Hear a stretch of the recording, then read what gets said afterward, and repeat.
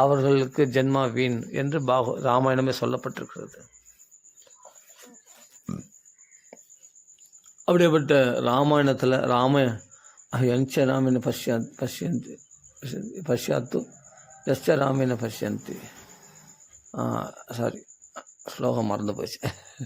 யார் ராமனால் பார்க்கப்படவில்லை, ராமரால் யார் ராமனால் யார் பார்க்கப்படவில்லை, ராமனை யார் பார்க்கவில்லையோ அவர்கள் ஜென்மா வீணு என்று இதே வால்மீகி ராமாயணத்தில் வால்மீகி அயோத்தியா காண்டத்தில் சொல்லியிருக்கார். அப்போ நம்ம என்ன பண்ணணும் அப்படின்னா, அந்த பக்தர்களை பின்பற்ற வேண்டும், அவ்வளோதான்.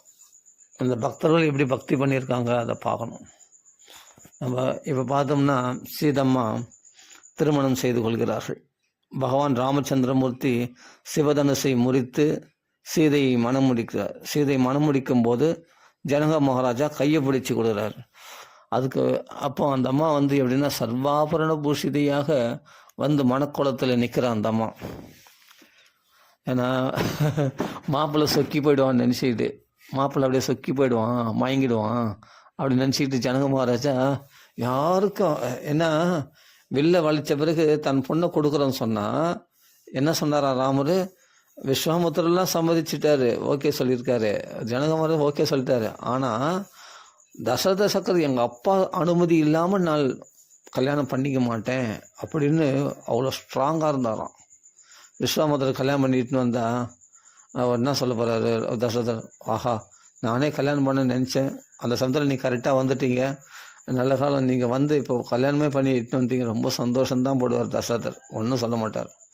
ஆனால் ராமருடைய எல்லா தர்மமும் எல்லாம் கரெக்ட் தான்.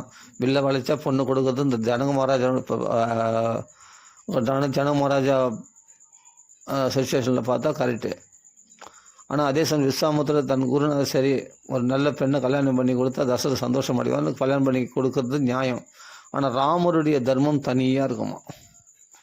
ராமர் என்னென்னா அப்பா அம்மா சம்மதத்தின் பேரில் தான் நான் மனுஷ அவதாரம் எடுத்ததே மனுஷர்களை எப்படி நல்வழிப்படுத்த வேண்டும் என்பதற்காக தான். மத்திய அவதாரஸ்திக மர்த்திய சிக்ஷனோ ரக்ஷோவதாயவன கேவலம் விபோ, வெறுமனே ரக்ஷோவதாய ராட்சசனை வதம் பண்ணுறதுக்காக மட்டும் ராமாவதாரம் கிடையாதான். ராமாவதாரம் நினச்சா வைகுண்டத்துலேருந்தே ஒரு சக்கராயுதத்தை பிரயோகம் பண்ண, ஒரு பிரம்மாஸ்திர பிரயோகம் பண்ண முடிஞ்சு போச்சு அவன் கதை. ராவணன் எப்போ ஒழிஞ்சிட்டு இருப்பான். அதுக்கு வேண்டிய அவதாரம் எடுத்துன்னு வர வேண்டிய அவசியம் இல்லை. மனுஷ அவதாரம் மனுஷர்களை நல்வழிப்படுத்துவதற்காக தான் இந்த ராம அவதாரமே. அதனால் இந்த அப்பா முகம் பார்த்து வளர்ந்த அவதாரம் இது. அப்படியேப்பட்ட அப்பா முகம் பார்த்து நடக்கிற அப்பா எப்படி சொல்லி வைக்கிறாங்களோ அப்படி தான் பார்த்து வைக்கிறாங்களோ அந்த பொண்ணு தான் கல்யாணம் பண்ணிப்பேன் சொல்கிற அவதாரம். அப்படியேப்பட்ட தேவர்களே ஆசைப்பட்ட யக்ஷர்கள், கிண்ணர்கள், ராட்சர்கள் இவங்களாம் சிவதனுசை முறிக்க பாடுபட்ட போது எவ்வளோ சிற்றரசர்கள்லாம் முட்டுகையிட்டு சண்டை போட்டாங்க அந்த பெண்ணை அடையிறதுக்கு, சீதையை அடையிறதுக்கு. அப்படிப்பட்ட பாடுபட்ட அந்த பெண்ணை, அந்த சீதையை அடைவதற்கு கை மேலே பலன் காத்துன்னு இருக்கு.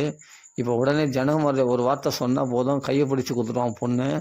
ஆனாலும் ராமர் எதுக்குமே மயங்காமல் அவர் பாட்டுக்கு அப்பா அம்மா பேச்சு கேட்டு தான் நான் கல்யாணம் பண்ணிப்பேன் அப்படின்னு உறுதியாக இருந்தாருன்னா, இதிலிருந்து ராமருடைய குணத்தை நாம் தெரிஞ்சுக்கணும். இது வால்மீகி சொல்ல மறந்துட்டார். எங்கே சொல்கிறாருன்னா சீதை சொல்கிறா. ஒரு அந்த இடத்துல பாலகாண்டத்தை சொல்லும்போது உடனே தூதுரில் அழித்து ஜனக மகாராஜா தசரதர் அழிச்சுன்னு வர சொன்னாருன்னு சொல்கிறாரு. அதுக்கு முன்னாடி நடந்த கதை தெரியுமா? அதுக்கு முன்னாடி நடந்த கதை அங்கே சொல்கிறா, எங்கள் அத்ரி மகரிஷியுடைய ஆசிரமத்தில் அனுசூயம்மாவிடத்தில் போய் சீதம்மா சொல்கிறா, இது போல் உன்னுடைய கல்யாண கதையை சொல்லுமான்னு சொல்லும்போது அங்கே சொல்கிறாங்க அந்த அம்மா, என் கணவன், அதான் கணவனுடைய பெருமை பேசுறது. கணவனை கல்யாணம் பண்ணிக்கிட்ட பிறகு இனிமேல் அவன்தான் தெய்வம், இனிமேல் பிறந்த விட்டு பெருமையாக பேசின்னு இருக்கக்கூடாது. அதனால் அந்த கணவனை பற்றி பெருமையாக பேசுகிறான் அந்த அம்மா. அதான் ஒரு பதிவிரதா லட்சணம், அழகாக சொல்கிறேன். அது மாதிரி என்னை கல்யாணம் பண்ணிக்கலாம் இருக்கட்டும், நான் கல்யாண கதைலாம் சொல்கிறேன். ஆனாலும் அந்த சமயத்தில் ராமர் எப்படி நடந்துக்கினார்னா, என்னை திரும்பியே பார்க்கல, அப்பா அம்மா சம்மதத்தின் பேர் தான் நான் கல்யாணம் பண்ணிப்பேன்னு சொன்னாருன்னு ஆச்சரியப்பட்ட அனுசூயம்மா. அப்படியேப்பட்ட உத்தம புருஷன் ராமன். அப்படின்னும் போது எல்லாம் சம்மதிச்சா கூட அப்பா அம்மா சம்மதிக்கணும், அதான் முக்கியம். அப்பா அம்மா சம்மதிப்பாங்க, விஸ்வாமித்திரர் கல்யாணம் பண்ணி இட்டு போனால் கூட சம்மதிப்பாங்க. இருந்தாலும் எங்கள் அப்பா அம்மா பார்க்கணும் என் கல்யாணத்தை அப்படின்னு அவர் ஆசைப்பட்டார். அப்போது அதுக்கேற்ற மாதிரி உடனே தசரதர் வந்த பிறகு தான் சந்தோஷமாக கல்யாணம் பண்ணிக்கிட்டார் சீதையை.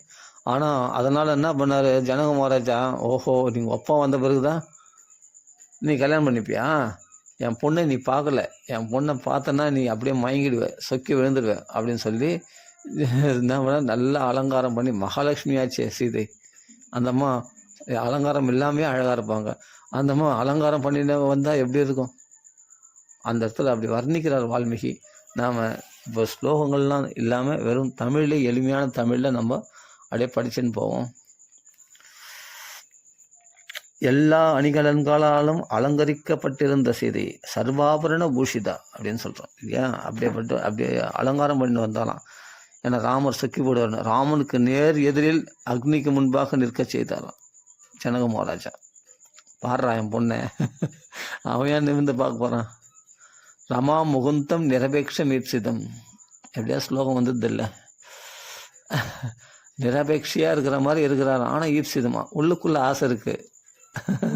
கல்யாணம் பண்ணிக்கின்னு அவ்வளோ அழகின்னு தெரியும், பார்த்துருக்காரு. ஆனால் திரும்பி பார்க்க மாட்டார். ராமர்னா ராமர் தான், அப்படியே ஒரு மாப்பிள்ளை இதில் தான், மாப்பிள்ளை கெத்தில் தான் இருப்பார் ராமர். அதனால் சீதையை என்னென்னா முன்னாடி அலங்கார பூஷிதையாக அப்படி இல்லை, மகாலட்சுமி அப்படி நிற்கிறா சீதையாக. ஆனாலும் திரும்பி பார்க்கலையாம். அப்போது சர்வாபரண பூஷிதியாக ராமருக்கு முன்னாடி கொண்டு நிறுத்துறா. பாடுறா என் பொண்ணுன்னு ஜனக மகாராஜா அப்படி நிறுத்துறாரு. நேர் எதிரில் அக்னிக்கு முன்பாக நிற்க செய்து கௌசல்யின் ஆனந்தத்தை பெருகச் செய்கின்ற, இதுதான் கௌசல்ய ஆனந்த வர்த்தனை அப்படின்னு ஸ்லோகம். ஆனால் கௌசல்ய ஆனந்தத்தை பெருகச் செய்கிறது, இதுதான் ஒரு அப்பா அம்மாவுக்கு ரொம்ப பிரியம்.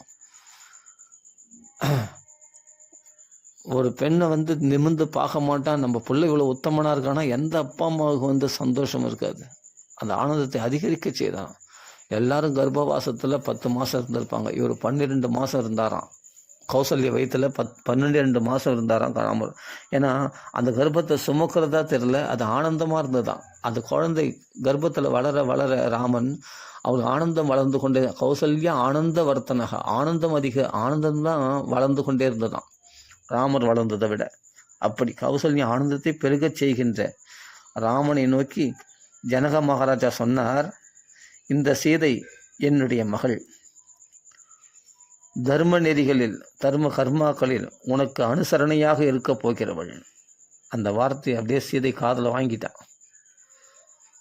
அப்பா சொல்கிற உபதேசம் இதுதான்.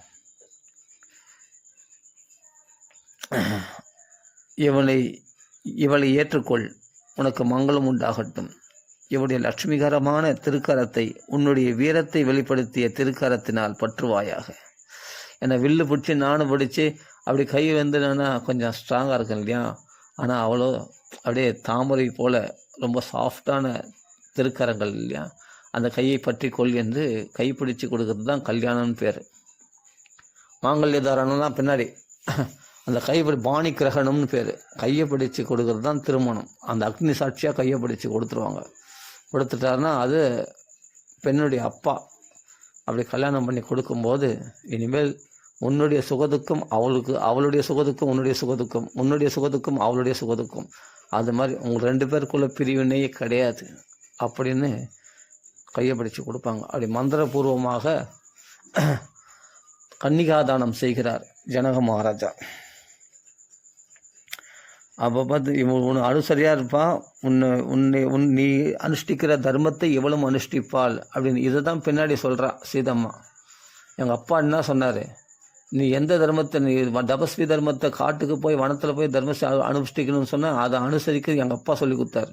புரியுதா? எங்கள் அப்பா அம்மா எனக்கு எல்லா தர்மங்களும் நல்லா சொல்லி கொடுத்து தான் வளர்த்துருக்காங்க. அதனால் கண்டிப்பாக உன் பின்னாடி தான் நான் வருவேனே தவிர நான் அயோத்தியில் இருக்க மாட்டேன். அயோத்தியில் இருந்தால் அப்போ எங்கள் அம்மா அப்பா சரியாக வளர்க்கலன்னு ஆகிடுமே. இல்லை, நான் அப்படிலாம் இருக்க மாட்டேன், உன் பின்னாடி அனுசரித்து தான் இருப்பேன் அப்படின்னு உனக்கு ஏன்னா லக்ஷ்மணருக்கு உத்தரவில்லை, ராமருக்கு தான் காட்டுக்கு போகணும்னு உத்தரவிடப்பட்டது. அப்போ அந்த தர்மத்தை கடைப்பிடிக்க ராமர் தான். அப்போ ராமரை பின்பற்றவர்களாகிய சீதையும் கடைப்பிடிக்கணும். அதனால் சீதை பின்தொடர்கிறாள், அதை புரிஞ்சுக்கணும். அதனால் லக்ஷ்மணர் பின்தொடரலையே அப்படின்னா லக்ஷ்மணருக்கு உத்தரவிடலை, லக்ஷ்மணர் வந்து நீ காட்டுக்கு 14 வருஷம் போய் இருக்கணும் அப்படின்னு கைகை அவர்கள் அப்படி வந்து உத்தரவிடலை, அப்படி சத்தியமும் பண்ணல. லக்ஷ்மணர் 14 வருஷம் இருக்கணும்னு. ஆனால் லக்ஷ்மணர் பின்னாடி போகிறார். அதனால் வந்து ஊர்மிளை போலியே அப்படின்னு ஊர்மிளை தவறாக நினச்சக்கூடாது. லக்ஷ்மணருக்கு உத்தரவில்லை, ராமருக்கு தான் உத்தரவிடப்பட்டிருக்குது. அப்போ ராமருக்கு உத்தரவிட்டால் சீதைக்கும் உத்தரவிடப்பட்டது போல தான் அந்த 14 வருஷம். அதனால் சீதை வந்து ராமனை பின்தொடர்ந்து போகிறார். அப்படி புரிஞ்சுக்கணும். எல்லாமே மகாபதிவிரதைகள் தான், அதை புரிஞ்சுக்கணும். அப்போ இந்த இடத்துல எதான் சொல்கிறார் ஜனக மகாராஜா, இந்த சீதை என்னுடைய மகள், தர்ம கர்மாக்களில் உனக்கு அனுசரணையாக இருக்கப் போகிறவள், இவளை ஏற்றுக்கொள், உனக்கு மங்களம் உண்டாகட்டும். இவளுடைய லட்சுமிகரமான திருக்கரத்தை உன்னுடைய வீரத்தை வெளிப்படுத்திய திருக்கரத்தினால் பற்றுவாயாக. இவள் பதிவிரதை. பதிவிரதா அப்படின்னா பதியை அனுசரித்து நடப்பது மட்டுமே தன்னுடைய விரதமாக கொண்டவர்கள் தான் பதிவிரதா அப்படின்னு சொல்லப்படுகிறது. பதினா தன் கணவனை அனுசரித்தவர்களாக இருப்பதையே விரதமாக கொண்டவர்கள் தான் பதிவிரதா அப்படின்னு சொல்கிறோம். இவள் பதிவிரதை, பெரும் பாக்கியசாலி. ஏன்னா உன்னை எப்பொழுதும் நிழல் போல பின்தொடர்வாள், பெரும் பாக்கியசாலி. ஏன்னா அப்படிப்பட்ட கணவன் நீ கிடைச்சிருக்கியே ராமா, பகவானே கிடைச்சிருக்கு. ஆனால் உன்னுடைய நிழல் உன்னை விட்டு பிரிஞ்சா இவள் உன்னை விட்டு பிரிவா. உன் நிழல் உன்னை விட்டு பிரியாமல் இருக்கிற மாதிரி உன்னை விட்டு பிரியவே மாட்டாள். நீ கோபிச்சிக்கோ, இல்லை என்னதான் பண்ணிக்கோ, என்னதான் திட்டு, என்ன பண்ண, ஆனாலும் உன்னை விட்டு பிரியாதவள். சுகதுக்கத்தில் உன்னை விட்டு பிரியாமல் இருப்பாள் இவள். அதனால்தான் ராமர் வந்து காட்டுக்கு போகும்போது நீ இங்கேயே அயோத்தியில் இருன்னு சொன்னால் கூட, நான் அப்போ எங்கள் அப்பா சொன்னார் இல்லையா, நிழல் போல் பின்தொடரணும், உன் நிழல் போல் நான் பின்தொடரணும், தவிர உன்னை விட்டு பிரிஞ்சிருக்க மாட்டேன்னு பின்னாடி இருக்கிற அதை மாதிரி சீதை. அது எந்த அளவுக்கு அது அந்யோன்யத்தை உண்டாக்குது பாருங்கள். ஒரு கணவன் மனைவிக்குள்ள வெறும் உடல் உறவு மட்டும் உறவு இல்லை, அதுக்கு மேலே ஒன்று இருக்குது. அதெல்லாம் ஒன்றுமே இல்லை. உடலால் ஏற்படக்கூடிய உறவுலாம் ஒன்றுமே கிடையாது. அதுக்கு மேலே ஒன்று இருக்குது. அது வந்து என்னென்னா அந்த உறவுக்கு இணையாக எதுவுமே கிடையாது. அந்த உறவு வந்து ஆத்மார்த்தமாக இருக்கக்கூடிய அன்பு. அந்த அன்பு தான் வந்து ஒரு வைஷ்ணவனுக்கு பகவானிடத்தில் இருக்க வேண்டியது. அந்த வைஷ்ணவ தர்மம் தான் பதிவிரதா தர்மம். ராமனை தவிர அந்நிய தெய்வத்தை நான் திரும்பி பார்க்க மாட்டேன். அனன்ய தெய்வத்துவம், அனன்ய தெய்வம் எதிரான ராமன் தான். எப்படி சீதை ராமனை விட்டு பிரியாமல் இருக்கிறாரோ அது மாதிரி ஒரு தெய்வத்தை நம்ம பிடிச்சிக்கிட்டோம்னா அந்த தெய்வம் தான் எனக்கு எல்லாமே. அப்படி இருக்கணும். எப்படி பகவானை நிழல் போல பின்தொடர்ந்து நாம் அவருடைய கட்டளை அனுசரித்து நம்ம வாழ்க்கை நடத்தணும் அப்படின்னு இதெல்லாம் சொல்லி கொடுக்குறாங்க நமக்கு பக்தி விஷயமாக. பதிவிரதா தர்மன்றது லோக தர்மம். இதுக்கு மேலே பாகவத தர்மம். பாகவத தர்மம் பார்த்தா இது வைஷ்ணவ தர்மம். இது அப்போது சீதையை பார்த்து ராமரிடத்தில் சொல்கிறார் ஜனக மகாராஜா, எப்போதும் நிழல் போல உன்னை பின்தொடர்வாள் என்று கூறி மந்திரங்களால் புனிதமாக்கப்பட்ட தீர்த்தத்தை வார்த்தார். அவருடைய கைகள் 2 கையை பிடிச்சு. தேவர்களும் முனிவர்களும் ஆஹா என்ன பாக்கியம் என்று குதூகலித்தார்கள். ஆகாயத்தில் தேவ பேரிகைகள் முழங்கின. ஏராளமான மலர் மாறி ஏற்பட்டது. இவ்வாறு மகள் சீதையை மந்திரங்களால் புனிதமாக்கப்பட்ட நீரினால் தாரை வார்த்து கொடுத்துவிட்டு மகிழ்ச்சியில் மூழ்கி தளித்த ஜனக மகாராஜர். இப்படி மகிழ்ச்சியில் மூழ்கி தளித்தார் ஜனக மகாராஜர். அதே சமயத்தில் தசரதர், கௌசல்யா எல்லாரும் சந்தோஷம் அடைகிறார்கள். அதற்கு பிறகு தான் வந்து லக்ஷ்மணன் வந்து ஊர்மிளையை திருமணம் செய்து கொள்கிறார், பாணிகிரகணம் செய்து கொள்கிறார். பரதன் மாண்டவியை பாணிகிரகணம் செய்து கொள்கிறார். சத்ருகுணன் வந்து சுதகத்தை பாணிகிரகணம் செய்து கொள்கிறார். இது கல்யாணம். இப்படி இந்த கல்யாணத்தில் இவங்களுக்குள்ள எப்படி அந்யோன்யத்தை ஏற்படுத்தி கொடுக்குறாங்க பாருங்கள். ஒரு மனைவி எப்படி இருப்பா கணவனை அனுசரித்து அப்படின்றத தானம் பண்ணக்கூடிய பெண்ணு வீட்டுக்காரர், பெண்ணுக்கு அப்பா அப்படி கொடுக்குறார், தாரை வார்த்தை கொடுக்குறார், கன்னிகா தானம் பண்ணுறார். அப்போது சீதை அதை கிரகித்து கொண்டாள். அதனால்தான் அது அப்படியே அதை சொல்ல ஒவ்வொரு வார்த்தையும் ஜனக மகாராஜா என்ன சொல்லி கொடுத்தாரோ அந்த ஒரு வார்த்தையும் அப்படியே வேத மந்திரம் போல பின்பற்றுகிறாள் சீதை. பின்னாடி பார்த்தா நம்ம அதுக்கு பிறகு கல்யாணம் பண்ணின்னு போனாங்க இல்லையா, போகிற வழியில் பரசுராமர் எதிர்த்தார். பரசுராமருடைய வீரியத்தை, தன்னுடைய பூர்வ அவதாரம் தான் பரசுராமர். ஆமாம், தன்னுடைய பூர்வ அவதாரம், முன் அவதாரம் தான் பரசுராமர். பரசுராமர் வந்து பரசுராமர் வந்து பகவானுடைய ஆவேச அவதாரம். ராமர் வந்து நேரடியாக பகவானே ராம அவதாரமாக பண்ணார் இல்லையா? அப்போ தன் ஆவேச அவதாரம் எதுக்காக ஆவேசம் அவர்களை வந்து அந்த தன் சக்தியை கொடுத்து வச்சிருந்தாருன்னு கேட்டால், பிராமணர்களுக்கு துரோகம் செய்கிற சத்திரிகளை வதைப்பதற்காக அந்த சக்தியை கொடுத்து வச்சார். அப்புறமா அவர் வைஷ்ணவ தனுசை கொண்டு வந்தார். அந்த வைஷ்ணவ தனுசை வாங்குறதுன்னு பேரில் தான் வச்ச சக்தியை அப்படியே அபகரித்து கொண்டார். பரசுராமரிடத்திலிருந்து தசரத ராமர் அபகரித்து கொண்டு அவரை சாதாரண மனுஷனாக மாற்றிவிட்டார். அது பிறகு அவர் மகேந்திர மலையில் போய் தவம் பண்ண போயிட்டார். அதற்கு பிறகு இந்த வீரத்தெல்லாம் ராமனுடைய வீரத்தை வந்து வில்ல வளைச்சதை நேரில் பார்த்தா, இங்கே பரசுராமர் யாராலும் ஜெயிக்க முடியாத 21 தலைமுறை சத்திரியர்கள் ஒருத்தர் கூட அவர் எதிர்க்க சக்தி ஏற்றவர்களாக இருந்தாங்களாம். ராமர் வந்த பிறகு ராமரால் தான் அவர் தோற்கடிக்கப்பட்டாராம் திரேதா யுகத்தில். அப்படி அவரை பார்த்தாவே தசரதரே நடுங்கினார், கிடுகிடு நடுங்கிறார். 10 திக்குன்னு ரதம் செல்லக்கூடிய சக்கரவர்த்தி தசரதர் அவரே பரசுராமர் பார்த்தா பயப்படுவார். ஆனால் அப்படிப்பட்ட பரசுராமர் ஏன்னா பகவானுடைய அம்சம் அவரிடத்தில் பொருந்தி இருக்குது, அதனால் அவர் எதிர்க்க முடியாது. அந்த அம்சத்தை தசரதராமர் திருப்பி வாங்கிட்டார். போதும், நீ மேலே மேலே ஜீவ இம்சை பண்ண வேண்டாம்னு சொல்லிட்டு அவரை மகேந்திர பருவத்துக்கு அனுப்பி வைத்து விட்டார். அதுக்கு பிறகு இதெல்லாம் ராமருடைய வீரத்தில் பராக்கிரமத்தில் நேரில் பார்த்தா இல்லையா சீதை, பார்த்துட்டு ஆச்சரியப்பட்டான். அந்த வீரராகவன் விஜயராகவன் அந்த கல்யாணம் பண்ணின்னு வந்து அயோத்தியில் பிரவேசமாகி அங்கே அருமையாக ஆடல் பாடல் அந்த இடத்துல உள்ள பூஜை அறைகளில் அருமையான ஸ்தோத்திர பாடங்கள்லாம் பாடிக்கொண்டு அருமையாக தங்களுடைய 4 பெண்களும் அங்கே வந்தோடனே அந்த வீடே மகாலட்சுமி கடாட்சமாக மாறிவிட்டது. அந்த அயோத்தியே அந்த மாமனார் மாமியார்கள்லாம் இருக்காங்க, 3 மாமியார்கள், அவர்களோட சேர்ந்து சந்தோஷமாக சல்லாபம் பண்ணும். கௌசல்யா அப்படி கவனிக்கிறா வந்து அப்படிப்பட்ட சீதை ஊர்மேலே இந்த 3 மருமகளையும் மாமியார்கள் அப்படி விழுந்து கவனிக்கிறாங்களாம். குழந்தைகள் இல்லையா, சின்ன வயசில் கல்யாணம் பண்ணி வந்துட்டாங்க. அவர்கள் தாயாக இருந்து இவங்க தான் வளர்க்குறாங்க. சொல்லப்போனால் கல்யாணம் பண்ணி வந்து வளர்கிறாங்க ராமரோடு சேர்ந்து. ஏன் சின்ன வயசுலேயே கல்யாணம் பண்ணிக்கிறாங்கன்னா, அப்போ தான் அவங்களுக்குள்ள ஒரு அந்யோன்யம், உனக்கு இவன் தான், இவனுக்கு நீ தான் அப்படின்னு ஒரு அந்யோன்யம் அவர்களுக்குள்ளே ஏற்படுத்திட்டோம்னா அந்த அன்பு வளரும். அவர்கள் வளர அன்புகள் வளரும். அப்போ சிறு வயசுலேயே திருமணம் செய்து விட்ட பிறகு இனிமேல் வந்து அவனுக்குன்னு ஒரு வயசான பிறகு ஒரு நல்லா புரிஞ்சிக்கணும். நல்ல ஒரு இளம் வயசான பிறகு ஒரு 18 20 வயசு ஆன பிறகு அவன் வந்து வேற பெண்ணை தேடின்னு ஓட மாட்டான். அப்போ சின்ன வயசுலேயே வந்து அவனுக்கு கல்யாணம் பண்ணியாச்சுன்னா எனக்கு இவள் தான், எவளுக்கு அவள் தான் போது அது ஒரு பெரிய விஷயமா இருக்காது. இந்த ஆசைகள் தூண்டப்பட்டு தானே ஆணை பெண்ணை தேடுறான், பெண்ணை ஆணை தேடுறான்.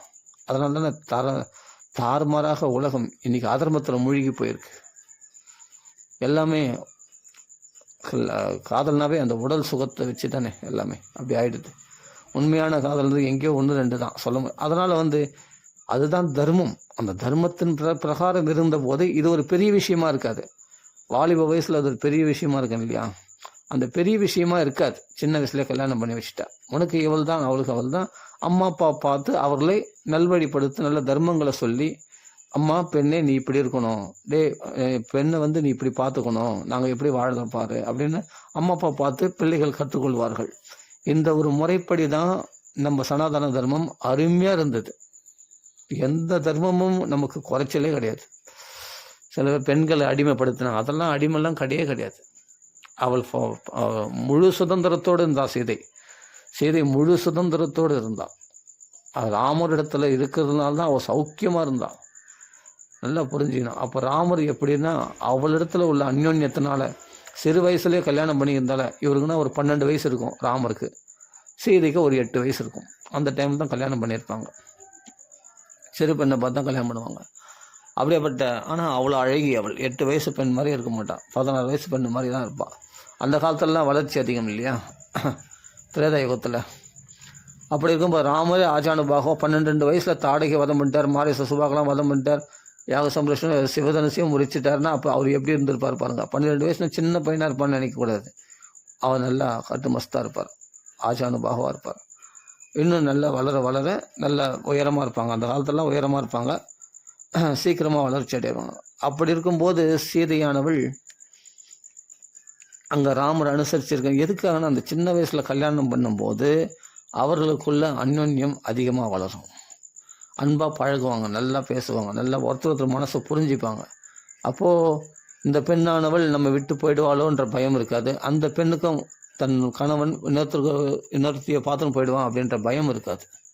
ஏன்னா அவங்களுக்குள்ள மனசுக்குள்ள நல்லா பழக வச்ச பிறகு அதுக்கு பிறகு அவர்கள் நல்ல ஒரு வயதான காலத்தில் தாம்பத்திய உறவானது சௌக்கியமாக இருக்கும், நிம்மதியாக இருக்கும். ஏன்னா அவங்களுக்குள்ள ஒரு உறுதி நிலையாக இருக்கும். அதுக்காக தான் சின்ன வயசுல கல்யாணம் பண்ணுறதுக்கு காரணம். அது பின்னாடி ஆனால் அம்மா அப்பாவுடைய பாதுகாப்பில் இருப்பாங்க. அந்த தர்மங்களை, பிரம்மச்சரிய விரதத்தை, தர்மங்களை கடைப்பிடிக்கக்கூடியவர்கள். அதே சமயத்தில் சீதையும் அந்த தர்மத்தை கடைப்பிடிக்கக்கூடியவர்கள், பெரியவர்களை அனுசரித்து தான் வாழ்வார்கள். அப்படின்னும்போது அந்த தர்மமானது ஒரு பொழுதும் அதில் சொல்கிற மாதிரி, சாஸ்திரங்களை சொல்கிற மாதிரி கரெக்டாக நடந்துட்டாங்கன்னா பிரச்சனையே கிடையாது குடும்பத்தில். அப்போ ராமருக்கு சீதையும் பிரச்சனை வரலையான்னா என்ன பிரச்சனை வந்ததுன்னா பாச போராட்டம் தான் வந்ததே தவிர நீயா நானான்ற போட்டி வரல, ஒரு பொழுதும் வரல.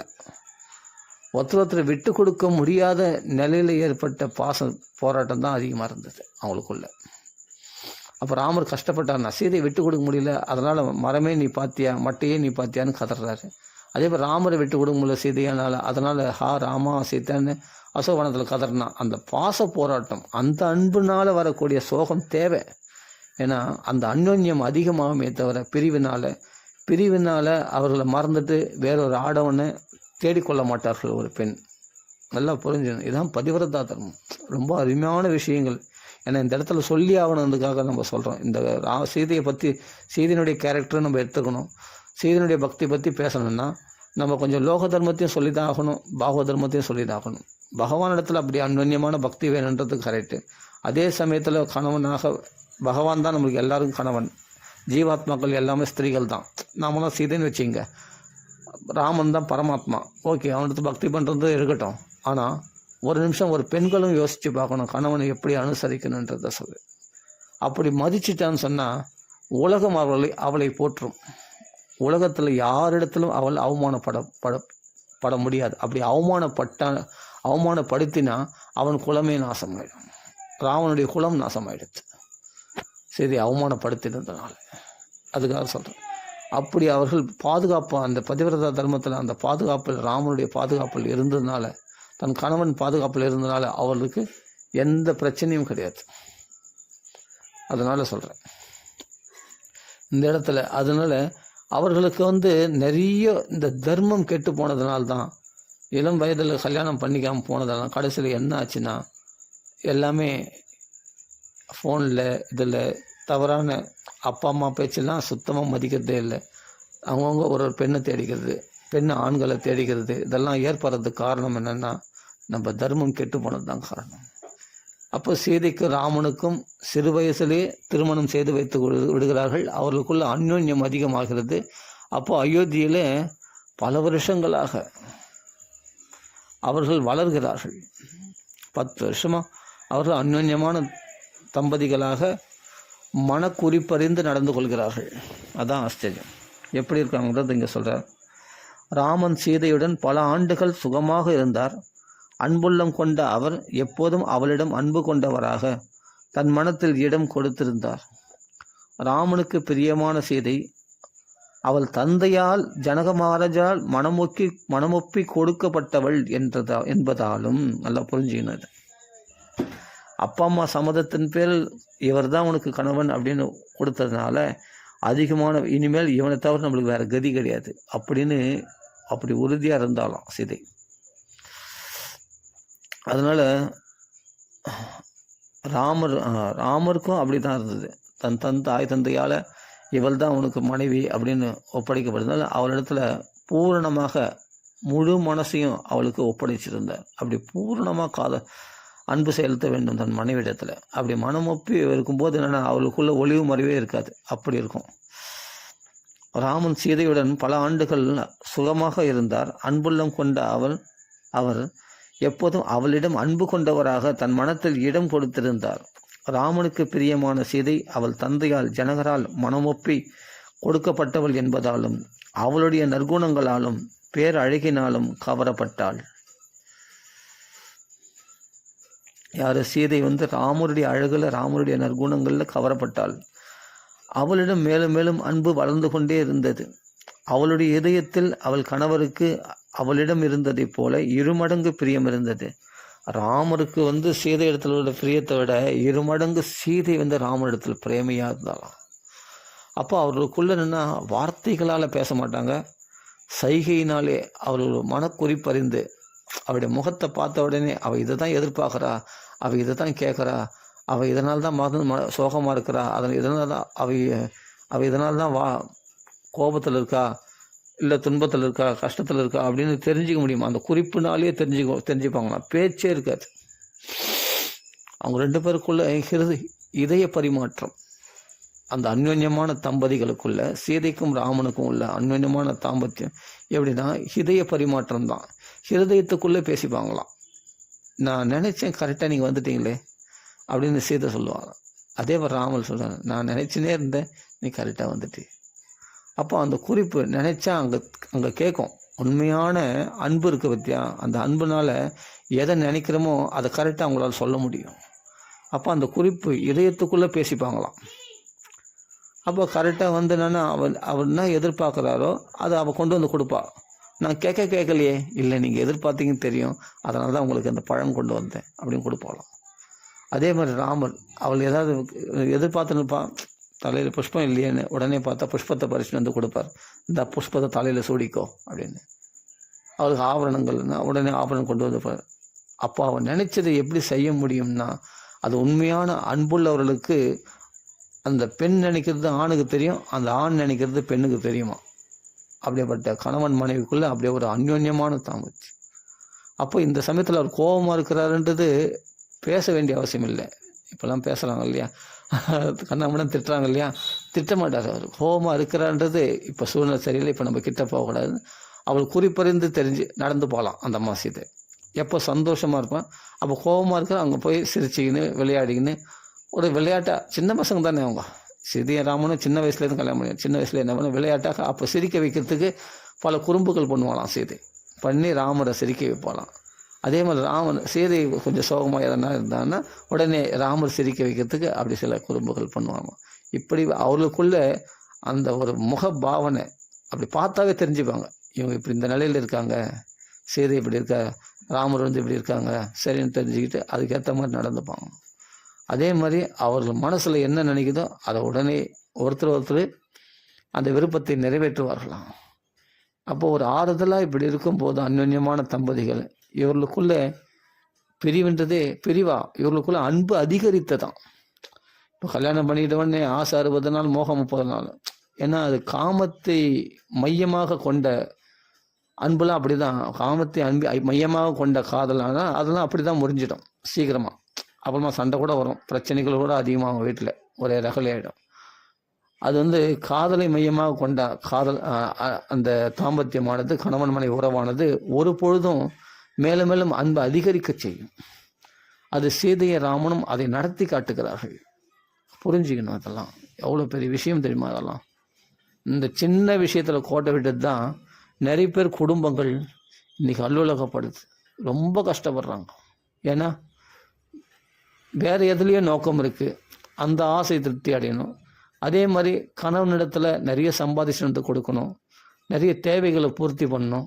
இதெல்லாம் பண்ணால் தான் அவனிடத்துல மரியாதை, இல்லைன்னா மரியாதை இல்லை. இது பின்னாடி அகஸ்தியர் சொல்ல போகிறார். அது மாதிரி பெண்களும் இருக்கிறாங்கம்மா, ஆனால் சீதை உன்னை போன்ற பெண்கள் பார்ப்பது அரிது அப்படின்னு இதே அகஸ்தியர் சொல்கிறார். கௌசல்யை சொல்கிறார், சீதையை புகழ்ந்து. அனசூயை சொல்கிறாங்க. அது மாதிரி அப்படியேப்பட்ட மகா பதிவிரதை சீதை.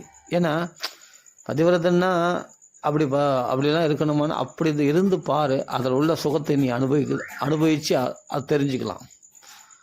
அது மாதிரி அவனுக்கு தன்னாலே ஒரு பெண்ணு தான் கவர்ந்து கணவனை வசீகரத்தை விட பெண் தான் வசீகரம் அதிகம் நிறைந்தவள். அப்போது கணவனை வசீகரிப்பதற்காக இந்த குணம் உள்ளவளாக பெண்ணு தான் இருக்கணும். பெண் இருந்தாலே ஆட்டோமேட்டிக்காக அவன் நல்லவனாக மாறிடுவான். ஒரு குடும்பத்துக்கு வந்து ஒரு பெண்ணு தானே கடக்கால், அவங்க தானே ஸ்ட்ராங், அவங்க தானே வந்து பேஸ்மெண்ட். அவங்க ஆடி போச்சுன்னா குடும்பமே ஆடி போயிடும் இல்லையா, ஒரு ஸ்திரீயானவர். அப்போது அதே சமயத்தில் அவன் நினைச்சா கணவனை எந்த எப்படி வேணால் வாழிக்கலாம் ஒரு பெண் நினைச்சா. அப்போ அவள் காட்டக்கூடிய அன்புனாலையும் அந்த பணிவிடையினாலையும் அந்த பரிவுனாலையும் அவள் வந்து என்னன்னா ராமனை அப்படி சிறந்த மேலும் மேலும் அன்பு அதிகரிக்க அதிகரிக்க அவ சொல்கிறதுக்கு முன்னாடி குறிப்பறிந்து உடனே பணிவிடை செய்யக்கூடியவளாக இருந்ததுனால்தான், அதே சமயத்தில் ஒரு தோழி மாதிரி இருந்ததுனால்தான், நண்பன் போல ஒரு தோழி மாதிரி இருந்துட்டு அவளுக்கு ஆலோசனை சொல்லிக்கொண்டு அது குறும்புகள் செய்து கொண்டு சந்தோஷப்படுத்தினதுனால அவர்களுக்குள்ளே இருக்கிற அன்பு ஆனது மேலும் மேலும் வளர்ந்ததே தவிர கொஞ்சம் கூட குறையலை. ஈவன் ராவண வீட்டில் போய் உக்காந்துருக்கா அந்த சமயத்துலன்னா இன்னும் அதிகமாயிடுச்சு அன்பு. இப்போவே ராமனை பார்த்தா தேவையில்லை அப்படின்னு தோணுச்சு அவளுக்கு. ராமருக்கும் அப்படி தான், இன்னைக்கு சீதையை பார்த்தா சந்தோஷமாக இருக்கும் அப்படின்னு தோணுச்சு. அதான் காரணம். அப்படியாப்பட்ட ராமருடைய நற்குணங்களாலும் பேரழகினாலும் கவரப்பட்டாள். இதுக்கு மேலே நற்குணங்களும் இருக்குது அவரிடத்துல. ராமர் நற்குணங்களால் பேரழகினாலும் கவரப்பட்டாள். அப்போது ஒரு மனுஷனுக்கு இருக்கக்கூடிய நல்ல குணங்கள், நல்ல குணம் உள்ளவனாக இருக்கணும். அதே சமயத்தில் நான் இங்கே அபத்தமாக சொல்ல விரும்பலை. ஏன்னா மனைவி சீதை மாதிரி இல்லாமல் தாடைக்கு மாதிரி இருந்துட்டான், என்ன பண்ணுறது? அவன் எவ்வளோ பெரிய நல்லவனாக இருந்தாலும் அவன் மனசை தூளாகி தன் பேசுகிற பேச்சில் எல்லாமே மாறிப்படும். அவனுடைய சுபாவமே மாறிப்படும் கல்யாணத்துக்கு பிறகு. அதுக்கு முன்னாடி வாய் திறந்து ஒரு வார்த்தை கூட பேசிட மாட்டான் ஒரு கணவன். கல்யாணத்துக்கு அப்புறமா அவன் பேசுறதை நிறுத்த மாட்டான். அந்த அளவுக்கு அது மாதிரி பெண்கள் வந்து கல்யாணம் பண்ணிக்கிட்டா வாயாடிகளாக இருந்தால் அவன் எப்படியாப்பட்ட நல்லவனாக இருந்தாலும் மாறிடும். அவன் ராமனாக மாறிடும் கண்டிப்பாக. அப்படிப்பட்ட கொடூரம் உள்ளவனாக மாறிடான்னு சொல்கிறாரு. அதுக்காக எதுக்காகனா இப்படியாப்பட்ட நல்ல குணங்களால். ஏன் நல்ல குணங்கள்னா சீதை நல்ல குணம் உள்ளவர், ராமருக்கு இயற்கையிலே நல்ல குணம் உடையவர், அழகுடையவர். ஓகே, அப்போ அதனால் என்னென்னா சீதையும் வந்து என்னென்னா சாதாரணமானவ கிடையாது. சீதை வந்து ராமரை விட 2 மடங்கு அதிகமான குணங்களும் அதே சமயத்தில் அழகும் உடையவள். அவளும் ராமரிடத்தில் அதிகமான 2 மடங்கு ராமர் வச்சதை விட அதிகமான பிரேமையை காண்பிக்கக்கூடியவள் சீதை. அப்படிப்பட்ட அந்யோன்யமான தம்பதிகள் தான் அவர்கள். அதை புரிஞ்சுக்கணும். அப்போ அவளுடைய இதயத்தில் அவள் கணவருக்கு அவளிடம் இருந்ததை போல 2 மடங்கு பிரியம் இருந்தது. மனத்திற்குள் இருந்தவைகளும் வெளியில் சொல்லப்பட்டவைகளுமான எல்லா விஷயங்களையும் அவருடைய இதயங்கள் பரஸ்பரம் பகிர்ந்து கொண்டன. மனசுக்குள் இருந்து வெளிப்புறமான விஷயங்களோ மனசில் நினைக்கிறதோ எல்லாமே அவர்கள் இருதயத்துக்குள்ள பரிமாற்றம். அவர்கள் இருதயம் புரிந்து கொண்டு அதுக்கேற்ற மாதிரி நடந்து கொள்ள வரலாம். அந்த அந்யோன்யமான தம்பதிகள், அதாவது சீதாராமனை பற்றி பேசினே இருக்கணும் போல தோணும். அவ்வளோ அருமையாக இருக்கும் அந்த அவருடைய அன்பானது. இப்போ நான் இவ்வளோ தொழில் சொல்கிறேன்னா அது நீங்கள் ராமாயணத்தை படித்தீங்கன்னா நீங்களே உணர்வீங்க. அதை ராமாயணம் வந்து ஒரு பாராயணம் கிடையாது, சும்மா படிச்சுட்டு கதை. ராமர் வந்தார், லக்ஷ்மணரை இட்டுன்னு போனார், சீதை இட்டுன்னு போனார், லக்ஷ்மணரோடு சேர்ந்து ராவணனை யுத்தம் பண்ணி ஜெயிச்சார், அதெல்லாம் தேவையில்லை. அதை நம்ம ஆத்மார்த்தமாக படிக்க ஆரம்பித்தோம்னா அந்த சீதைக்கும் ராமனுக்கும் உள்ள அண்டர்ஸ்டாண்டிங் அதை நம்ம புரிஞ்சு கொண்டோம்னா வேறு ஒன்றுமே தேவையில்லை உலகத்தில். அதுலேயே அப்படியே ஆழ்ந்து போயிடலாம். அந்த சீதை ராமன் எப்படின்னா பேசினார் சீதை இடத்துல, சீதை என்ன பேசினார் ராமர் இடத்துல, அந்த அந்யோன்யமான அந்த தம்பதிகளுக்குள்ள. இப்போ ஊர்வம்பு பேசுகிறோமே, அவள் கணவன் அவள் எதிர்த்து பேசினா, அந்த கணவன் வந்து அவன் கேவலமாக பேசினான் பெண்ணு அப்படின்னு அதை பேசினா மனசு அழுக்காயிடும். ஆனால் சீதைக்கும் ராமனுக்கும் உள்ள சம்பாஷணையை பேசினா மனசு பரிசுத்தமாயிடும். அவர்களுக்குள்ளே இருக்கிற அந்த பக்தி, சீதனுடைய பக்தி, ராமர் அந்த பக்த வாத்சல்யம், அந்த சீதனிடத்தில் உள்ள பிரேமை, அந்த 2 பேருக்குள்ள காதல் உணர்வு, அதை பற்றி பேசிக்கிட்டே இருந்தோம் போல இருக்கும். மனசு பியூரிஃபை ஆகிடும். அதை நம்ம ஒரு நிமிஷம் யோசித்து பார்ப்போம். தேவதைகளுக்கு ஒப்பான ரூப லாவண்யம் பெற்றவளும், அதாவது வால்மீகி எப்படி சொல்கிறதுன்னு தெரில, நம்ம கண்ணு முன்னாடி கொண்டு வந்து சீதையை நிறுத்தணும்னு நினைக்கிறார். ஒரு தேவதை எப்படி இருப்பா, அவ்வளவு அழகியாக இருப்பா. அது மாதிரி சீதை அப்படியே மனுஷ ரூபத்தில் இருந்தாலும் மகாலட்சுமி இல்லையா, அந்த தேவதை போல் அவ்வளவு அழகுடையவளாக இருப்பாள். அப்படியேப்பட்ட ஜனகருடைய புதல்வியும் மிதிலையில் தோன்றியவளும். அப்போ எவ்வளோ பரிசுத்தமானவள் பாருங்க. ஜனகருடைய மனசு பரிசுத்தமானது. ஆத்ம உணர்வு பெற்றவர். அவருடைய பெண்ணு எப்படி இருப்பார்? அவருடைய சமீபம் மகானுடைய சாநித்தியத்தினாலே எப்படியாப்பட்ட சிஷ்யனும் பியூரிஃபை ஆகிடுவான் இல்லையா? அப்போ அவளால் அந்த ஜனக மகாராஜாவிலே வளர்க்கப்பட்டவள் சீதைனா அப்போ எவ்வளோ பரிசுத்தமாக இருப்பான். இயற்கையிலே மகாலட்சுமி அவள் அப்படிப்பட்டவளாம். அதனால் ஜனகருடைய புதல்வியும் மிதிலையில் தோன்றியவளும் லட்சுமி தேவியின் தோற்ற பொலிவுள்ளவளுமான சீதை மேன்மேலும் அவருடைய அன்புக்கு உரியவளானாள். ராஜரிஷியின் புதல்வரான அந்த ஸ்ரீராமன் தசரதரே ராஜாவாக இருந்தால் ராஜபோகங்களை விரும்பாதவர். ஆமாம், ரிஷியாக தான் வாழ்ந்தார். அப்படி தபோனிஷ்டையில் தான் இருப்பார் அவர் எப்போவுமே. தசரதர் ராஜ ரிஷியின் புதல்வரான அந்த ஸ்ரீராமன் மிகவும் மனம் கவர்பவளும். ஏன்னா அந்த பணிவிடைக்கு அவளை அழகுனால மட்டும் மனம் கவரலை, அவருடைய பணிவு அன்பான பேச்சுக்களால் எல்லா சர்வ லட்சணங்களும் சகல சாமுத்திர லட்சணங்களும் எல்லா நற்குணங்களும் மனசில் வெளிப்புறமாக நடத்தல் எல்லாத்துலேயுமே அவள் அப்படியேப்பட்ட அழகுடையவள் தான். அப்படிப்பட்ட சீதை அப்போது அந்த மனசை கவரக்கூடியவளாக இருந்தாலாம். அந்த பணிவிடையினால் ராமருடைய மனசை கொள்ளுபவளாக இருந்தாலாம். அது ராமரிடத்துல பேரன்பு கொண்டவளும் மிக சிறப்பான அரசரின் கன்னிகையுமான அவளுடன் சேர்ந்து மிகுந்த சோபையுடன் விளங்கிய அந்த திருக்காட்சி தேவாதி தேவனும் எங்கும் நிறைந்தவருமான ஸ்ரீ மகாவிஷ்ணு சாக்ஷாத் மகாலட்சுமியோடு சேர்ந்திருப்பதை போல் இருந்தது அப்படின்னு முடிக்கிறாங்க பாலகாண்டத்தில் லாஸ்டில். விஷ்ணுவோடு சேர்ந்து மகாலட்சுமி சேர்ந்துருந்தால் எப்படி இருக்கும்? அது மாதிரி அவர்கள் பார்த்தா மகாலட்சுமி மகாவிஷ்ணு போல அவங்க தானே வந்திருக்காங்க பூமியில், சீதையும் ராமனாமா. அப்படி இல்லாமல் வேறு எப்படி இருப்பாங்க? அவங்க மனுஷ மாதிரியா இருப்பாங்க? அவர்களுக்குள்ளே இருக்கிற அன்னுன்யம் அவ்வளோ சந்தோஷமாக இருந்தது. அந்த ஒரு 10 வருஷம் 5 வருஷம் ரொம்ப நாள் அவர்கள் இல்லற சுகத்தில் சந்தோஷமாக காலத்தை கழித்தார்கள். அப்படி இருக்கும்போது என்னாச்சு, இவர் ராமருடைய கைகை வரம் கேட்குறா இல்லையா தசரதத்தில். வரம் கேட்டு என்ன பண்ணுறா, ராமர் காட்டுக்கு போகணும், பரதன் ராஜ்யத்தை ஆள வேண்டும் என்று கேட்டுக்கொள்கிறார். கேட்டுக்கொள்ளும் போது அந்த சமயத்தில் போய் ராமர் சந்தோஷமாக அப்படியே நான் செய்கிறேன், மாந்தோல் மறுபடி உடுத்தி கொண்டு நான் காட்டில் பிரவேசிக்கிறேன், பரதனே ராஜ்யத்தை ஆளட்டும் அம்மா, எனக்கு சந்தோஷம்தான் சொல்லி கிளம்பி போகிறார் ராமர். லக்ஷ்மணரும் கிளம்பி போகிறார். அப்போ போய் என்ன பண்ணுறார், கௌசல்யா அம்மா இடத்துல உத்தரவு வாங்கி கொள்வதற்காக அவகாசம் கொடுங்கள் என்று கைகை இடத்துல கேட்டுட்டு விண்ணப்பிச்சுட்டு நேராக கௌசல்யா அம்மா இடத்துல போய் புலம்பி அழறார். கௌசல்யா அம்மா புலம்பி அழறா இதை சொன்னவன் இந்த விஷயத்தை கேட்ட உடனே. அப்புறம் கௌசல்யம் சம்மதம் தெரிவித்து மங்களாசீர்வாதம் செய்கிறாள். அதற்கு பிறகு சீதை இருக்கிற இடத்துக்கு ராமர் வரார் லக்ஷ்மணரோட. சீதை இருக்குது, லக்ஷ்மணர் வெளியில் நிற்கிறார், ராமர் உள்ளே வரார். ராமர் உள்ளே வரும்போது சீதை வரவேற்கிறாள். அந்த வரவேற்கும் போது சீதை ராமரை பார்த்து கேட்குறா, ஏன் உங்களுக்கு இன்றைக்கி பட்டாபிஷேகத்துக்குரிய அடையாளங்களே எதுவுமே காணப்படலையே, நீங்கள் ரதத்தில் வராமல் நடந்து வரீங்களே, உங்களுக்கு சிம்மாசனம் கொண்டு வருவாங்களே, அந்த சிம்மாசனம் ராஜ சிம்மாசனம் எங்கே அப்படிலாம் கேட்குறா. எந்த ஒரு உபச்சாரம் இல்லாமல் நீங்கள் தனியாக இப்படி நடந்து வருகிறீர்களே, என்ன காரணம்னு கேட்குறா சீதை. அதை நம்ம பார்க்கலாம்.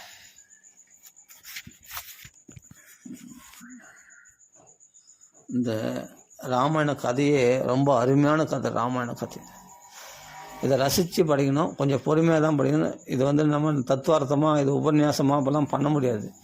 இது அருமையான ஒரு கதையாக அழகாக படிச்சுன்னு போயிட்டால் தான் இது சுவையாக இருக்கும். அப்போ சீதையும் ராமனுக்குள் நடக்கக்கூடிய அந்த சம்பாஷணையை ஒரு நிமிஷம் கேட்டு பாருங்கள், அவ்வளவு அருமையாக இருக்கும் அந்த சம்பாஷணை.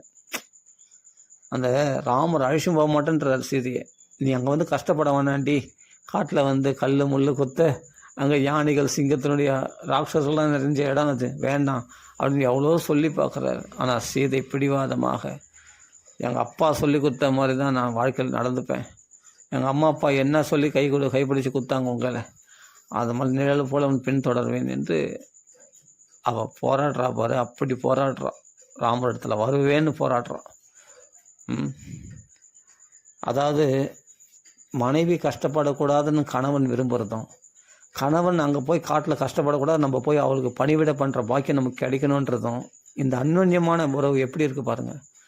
ராமர் கஷ்டப்படக்கூடாது இவ விரும்புகிறா, சீதை கஷ்டப்படக்கூடாது ராமர் விரும்புகிறார். அதே சமயம் தன் தர்மத்தை கடைப்பிடிக்கணும். இந்த சொத்து சுகம் அயோத்தியா வாசம் சுகவாசம் இதெல்லாம் முக்கியமே இல்லை. காட்டில் மாந்தோல் மறுவழி விடுத்திருந்தாலும், அந்த பனி குளிர் வெயிலில் தாபப்பட்டாலும், பட்னி பசிமா இருந்தாலும், ராமன் மடியிலேயே என் உயிர் பிரிஞ்சாலும் ராமன் மடியிலே உயிர் பிரிட்டேன், அந்த ராமனோட தான் நான் போவேன் அப்படின்னு உறுதியாக இருக்கிறா பாருங்க. அதுதாங்க உண்மையான அன்பு. கஷ்ட காலத்தில் அந்த கணவன் மனைவிக்குள்ளே இருக்கிற உண்மையான உறவு வெளிப்பட்டுடும். யார் எப்படி நடந்துக்கிறாங்கன்னு தெரிஞ்சுக்கும். அப்போ புரிஞ்சிடும் யாருடைய அன்பு உண்மையானதுன்னு. அப்படியேப்பட்ட இந்த கஷ்ட காலத்தில் தீனோவா ராஜ்ய ஹீனோவா மே பர்த்தா சமே குருஹு, இங்கே ஸ்லோகத்தை சொல்லிடுறேன். தீனனாக இருந்தாலும் ராஜ்ய இழந்தவனாக இருந்தாலும் என்னுடைய பர்த்தா என்னுடைய கணவன் தான் எனக்கு தெய்வம், என் குரு, எனக்கு எல்லாம் குருன்னு என் உயர்ந்தவர் அப்படின்னு ராவணத்தில் அடித்து சொல்கிறா. ராமர் ஒன்றும் பக்கத்தில் இல்லை, ஆனால் தைரியமாக சொல்கிறான், என் கணவன் தாண்டா எல்லாமே பளிச்சுன்னு சொல்கிறான்.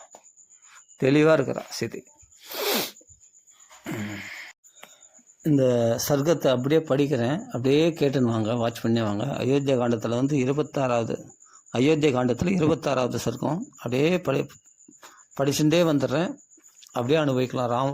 அந்த வால்மீகியினுடைய அந்த கருத்துக்களை அப்படியே அனுபவிச்சுன்னு வரலாம் தமிழில் எளிமையாக. பெற்றெடுத்த தாயாரால் யாத்திரை காலத்திற்குரிய மங்கள ஆசீர்வாதங்களை கௌசல்யமாக மங்களாசீர்வாதம் பண்ணி அனுப்புகிறா. பெற்றெடுத்த தாயாரால் யாத்திரை காலத்திற்குரிய மங்கள ஆசீர்வாதங்கள் செய்யப்பட்டு கோசலையின் திருவடிகளில் பணிந்து வணங்கி அறவழியில் தவறாது நிற்கும் ராமன் காட்டிற்கு போவதில் துடிப்புடன் இருந்தார். அரசகுமாரன் ராமன் குடிமக்கள் கூட்டமாக நின்ற ராஜவீதியை பிரகாசப்படுத்தி கொண்டு அவ்வளோ பிரகாசமாக இருப்பார் ராமர். தன் நற்பண்புகளால் அவளுடைய நெஞ்சத்தை கொள்ளை கொண்டார்.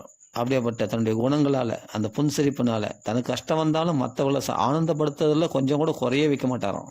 அப்படியேப்பட்ட ராமர் விரதானுஷ்டானங்களை செய்து கொண்டிருந்த விதேகன் மகள் சீதைக்கு தன் மாளிகைக்கு வெளியே நடந்து கொண்டிருக்கும் சம்பவங்கள் பற்றி எதுவும் தெரியாது.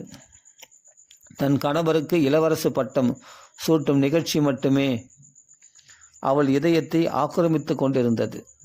அறநெறி பிறழாத மைதிலி தேவ பூஜைகளை தானே செய்து முடித்து உவகையுடன் இருந்தாள்.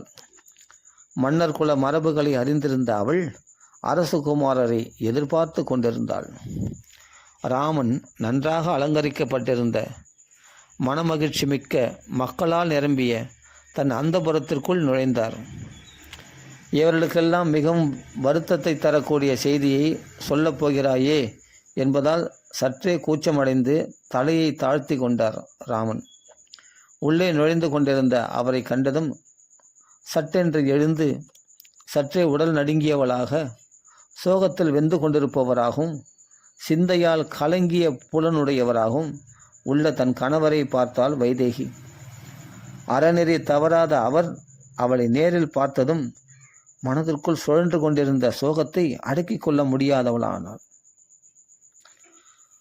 அறநெறி தவறாத அவர் அந்த சீதையை பார்த்தவுடனே மனதிற்குள் சுழன்று கொண்டிருந்த சோகத்தை அடக்கிக் கொள்ள முடியாதவரானார். அதனால் அவருடைய துயரம் தானே வெளிப்பட்டு விட்டது.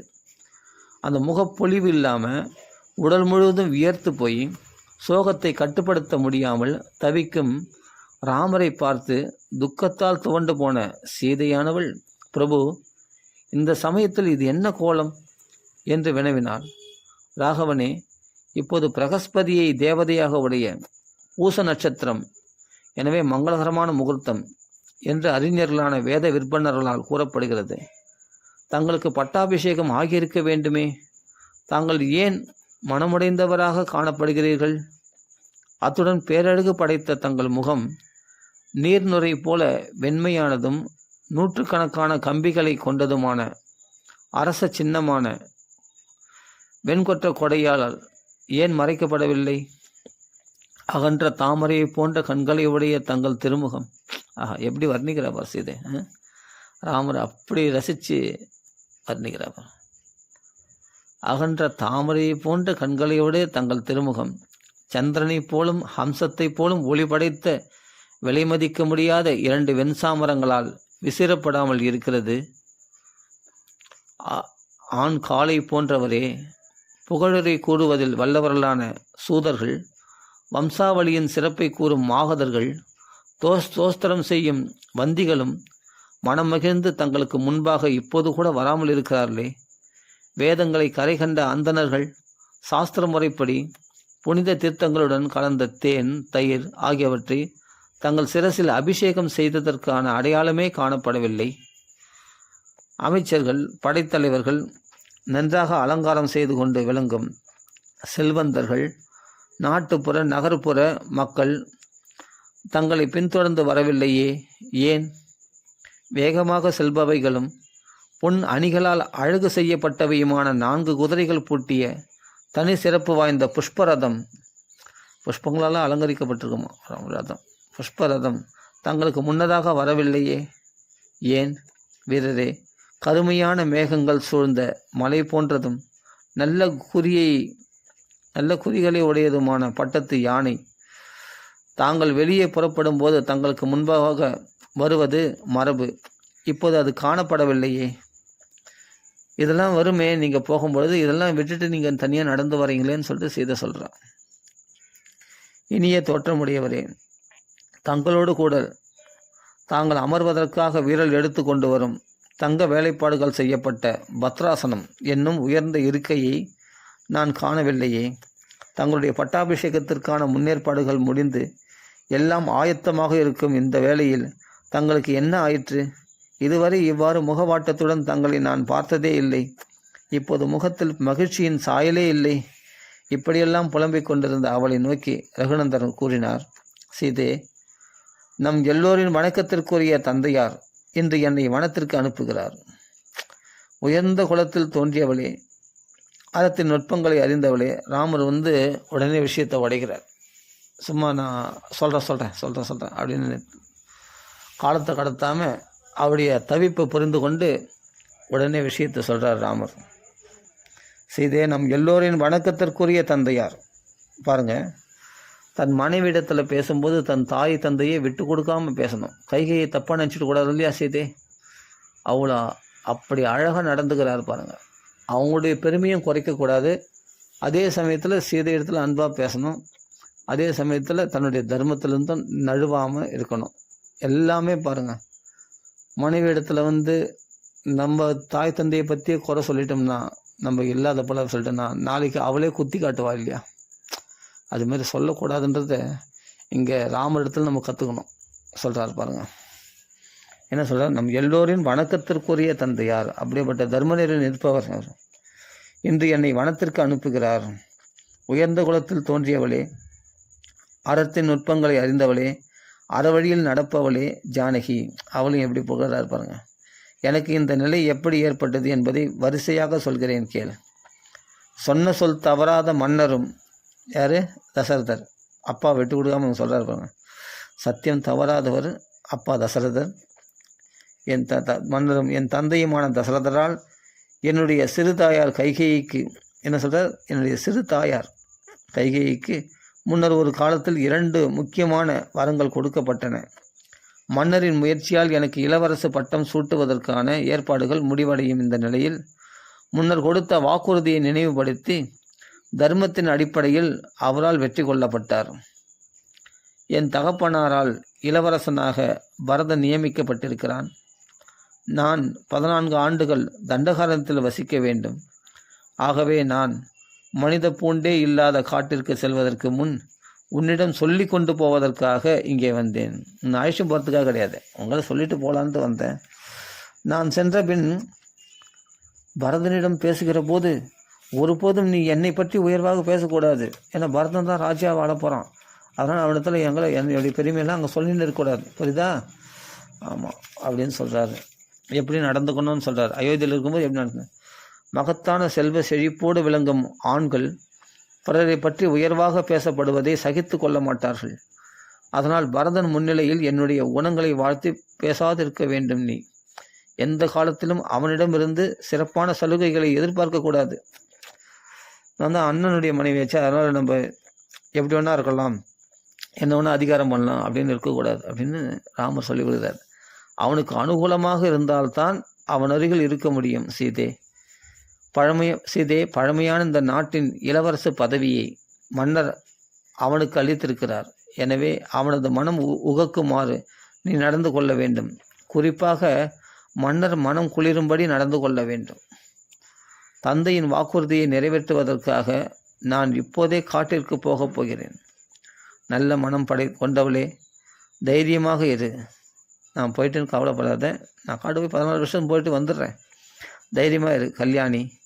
முனிவர்கள் வசிக்கும் காட்டிற்கு நான் சென்ற பின் விரத உபவாசங்களில் முழு மனத்தையும் செலுத்தி இங்கே இருப்பாய். காலையில் எழுந்தவுடன் பரம்பரை வழக்கப்படி தேவ பூஜைகள்லாம் செய்துவிட்டு என்னுடைய தந்தையும் மன்னருமான தசரதரை வணங்க வேண்டும். சோகத்தால் மனம் புண்பட்டிருக்கும் என்னுடைய வயோதிக தாயார் கௌசல்யை, தர்மத்தையே முன்னிறுத்தி நடக்கும் உன்னால் கௌரவிக்கத்தக்கவர். மீதியுள்ள என்னுடைய அன்னைமார்கள், எல்லா அன்னைமார்களும், தசரனுடைய மனைவிகள் எல்லாருமே என்னுடைய தாய்மார்கள் தான். எல்லோரையும் நீ நமஸ்கரிக்க வேண்டும். யாருக்கும் எந்த கைகை முதல் கொண்டு எல்லாருக்கும் நமஸ்காரம் பண்ணணும். யாருக்கும் குறை வைக்கக்கூடாது. ஏனென்றால் என்னுடைய தாயார்கள் எல்லோரும் ஒட்டுறவு, தொண்டுகளை ஏற்றுக்கொள்ளுதல், தமது தேவைகளை தயக்கமில்லாமல் கேட்டு பெறுதல் என்னும் மூவகையிலும் சமமானவர்களே. பரத சத்ருகுணர்கள் என் உயிரினும் மேம்பட்டவர்கள். அதனால் அவ்விருவரும் அதிக பாசத்துடன் உன்னுடைய சகோதரர் புதர்கள் போல பார்க்கத்தக்கவர்கள். உன் சகோதரத்தில் நீ எப்படி நடந்துப்பியோ அப்படி அன்பாக இருக்கணும். உன்னுடைய பிள்ளை இடத்துல எப்படி இருப்பியோ அப்படியே சத்ருகுணத்தில் அப்படி நடந்துக்கணும் அப்படின்னு சொல்கிறார் ராமர். பரதனுக்கு பிரியமில்லாத காரியத்தை ஒருபோதும் செய்யக்கூடாது. ஏனென்றால் அவன்தான் இந்த நாட்டிற்கும் நம் குலத்திற்கும் இறையாண்மையுடைய மன்னன். அவர்களுக்கு பிடித்தமான முறையில் நடந்து கொள்வதாலும் மிகுந்த கவனத்துடன் சேவை செய்வதாலும் அரசர்கள் திருப்தி அடைகிறார்கள். நேர்மாறாக நடந்து கொண்டால் கோபம் கொள்கிறார்கள். தனக்கு அனுகூலம் இல்லாததை செய்யும் சொந்த மகனையே கைவிட்டு விடுவார்கள். தனக்கு உகந்தபடி நடப்பவன் வேற்றாளாக இருந்தாலும் ஏற்றுக்கொள்வார்கள். ஆகவே மங்களமானவளே சீதே, மன்னன் பரதனின் மனம் கோணாதபடி நடந்து கொண்டு அறத்தில் ஈடுபட்டவளாக நன்மையே பயக்கும் விரதங்களை அனுஷ்டித்து கொண்டு இங்கேயே நீ இரு. பேரழகியே, நான் அடர்ந்த காட்டிற்கு போகப் போகிறேன். நீ இங்கேதான் வசிக்க வேண்டும். உன் நடவடிக்கைகளால் யாருக்கும் எவ்வித கஷ்டமும் ஏற்படாமல் இருக்கும் வகையில் என் ஆணையை ஏற்று நடந்து கொள் என்று ராமர் சொல்கிறார். அது பிறகு சீதை சொல்கிறார். அது சீதை சொல்ல போகிறா, நான் பரதங்கள் அப்படி நடந்துக்கணும், சத்ருகுணம் நடந்துக்கணும், தசரதர்கள் நடந்துக்கணும், கௌசல்ய இடத்துல நடந்துக்கணும், மற்ற இதெல்லாம் யார் எதனால்? உங்களை கல்யாணம் பண்ணியிருந்தால் தானே. அப்போ உங்கள் இடத்துல நான் இப்படி நடந்துக்கணும், அதை மறந்துட்டீங்களே. மற்ற தர்மங்கள்லாம் சொன்னீங்க, ஆனால் பதிவிரதா தர்மத்தை சொல்ல மறந்துட்டீங்க. பதிவிரதா தர்மம் கணவனை அனுசரித்தவர்களை பற்றி நடந்தாலே அது பதிவிரதா தர்மம் தானே.